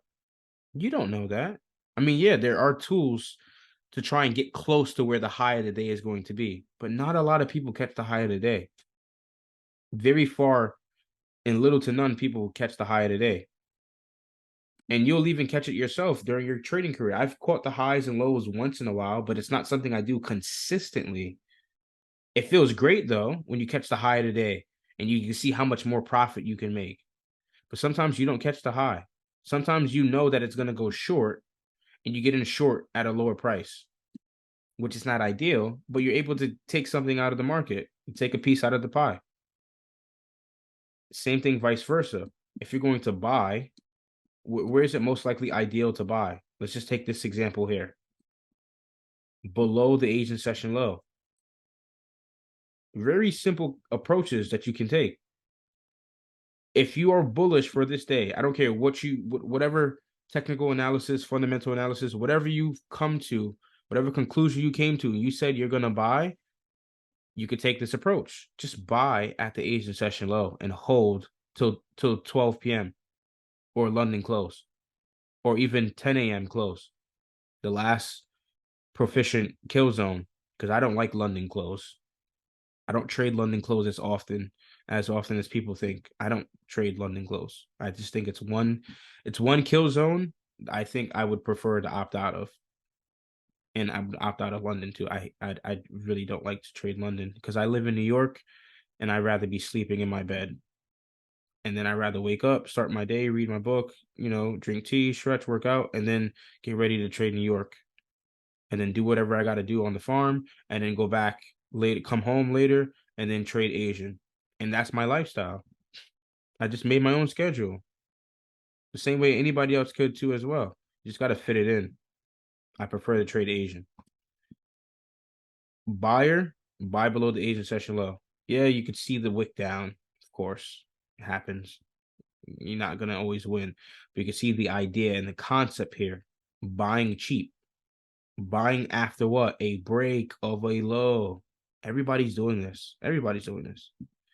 See how the Asian session high and low is intact? Breaks the low, but then later, 2 days later, no, the next day actually, 2 days later, the next day, what does it do? Breaks the Asian session high. Very interesting things to observe. Sometimes you got to sit here and just look at it. Look at it. Just look at the chart. Naked, no annotations, no other people gestures or opinions on it. Just look at it and observe. What is it doing at specific times? Why does it keep repeating this pattern that I keep seeing over and over again? Exploit it. You can make something out of nothing. Same thing here. Look once again. This is your classic AMD, right? The ICT accumulation, manipulation, distribution. If you're going to be a buyer on this day, just wait to buy below the Asian session low. Buy here. Buy on a buy limit order. and then hold for higher prices. And what did I say? Get out by 10. Close your trade out by 10. That's the last kill zone I would trade. Close your trade out by 10. If you got in earlier in the session, close out by 10. And if anything, latest, I would say 12 or 3 p.m. That's it. Get out from then. And it's not going to be perfect every day. I think that's something everybody is striving for. We won't be perfect at this. We're not going to have a 99% win rate. You know, the little to no traders have a 99% win rate. Those that have it, though, have it. Those people are talented. Those people have been consistent. Those people are either gifted as well.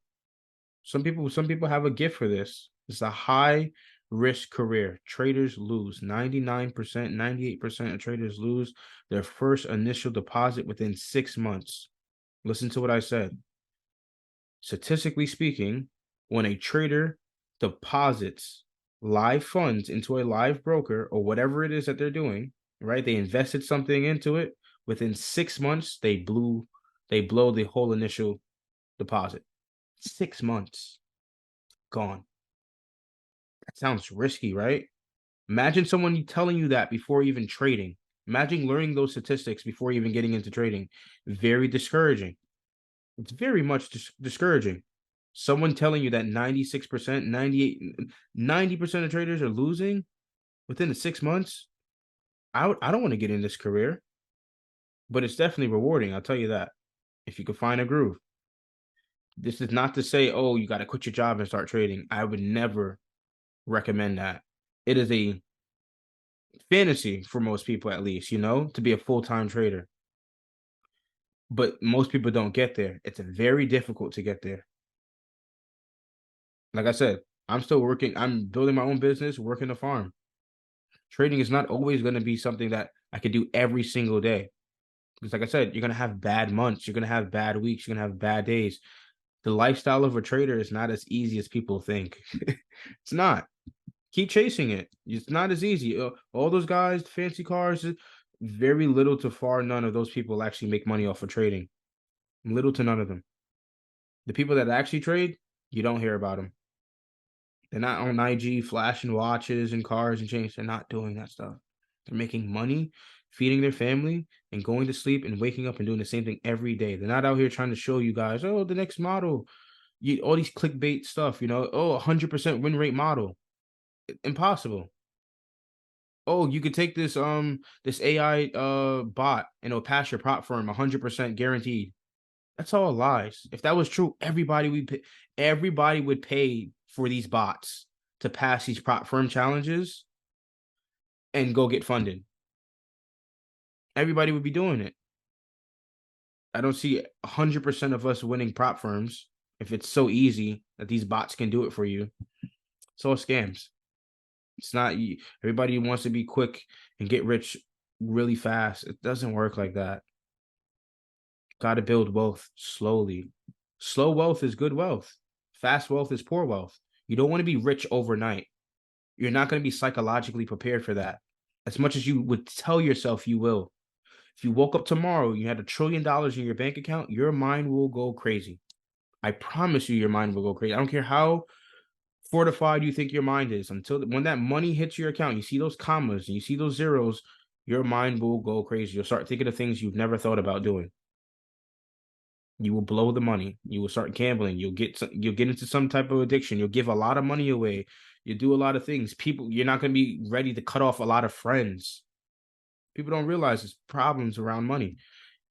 Family members going to ask you for money. Yo, you think you can pay my car note this month? Yo, you think you can pay my college loan? You're not going to be ready for some of the things that come with money. So build your way up there. Physically, mentally, spiritually, financially, build your way up there. Do not do it in one night. It's impossible. You're always going to fail. So hopefully this was insightful. Did a lot of talking tonight. It's 10:17. It's my pleasure once again. I really do appreciate you guys coming out. This will be on YouTube, of course. Oh man, what a night, man. That was really informative. Oh, Kimberly was here. Hey, Kim, what up, Kim? Oh man. Hey, what's up? Um, good night, everybody, or good morning, wherever you guys are. If you have any questions, please let me know. I'm gonna sit here for the next 2-3 minutes, and I'm gonna end it if nobody says anything in the next 3 minutes. I'll just wait.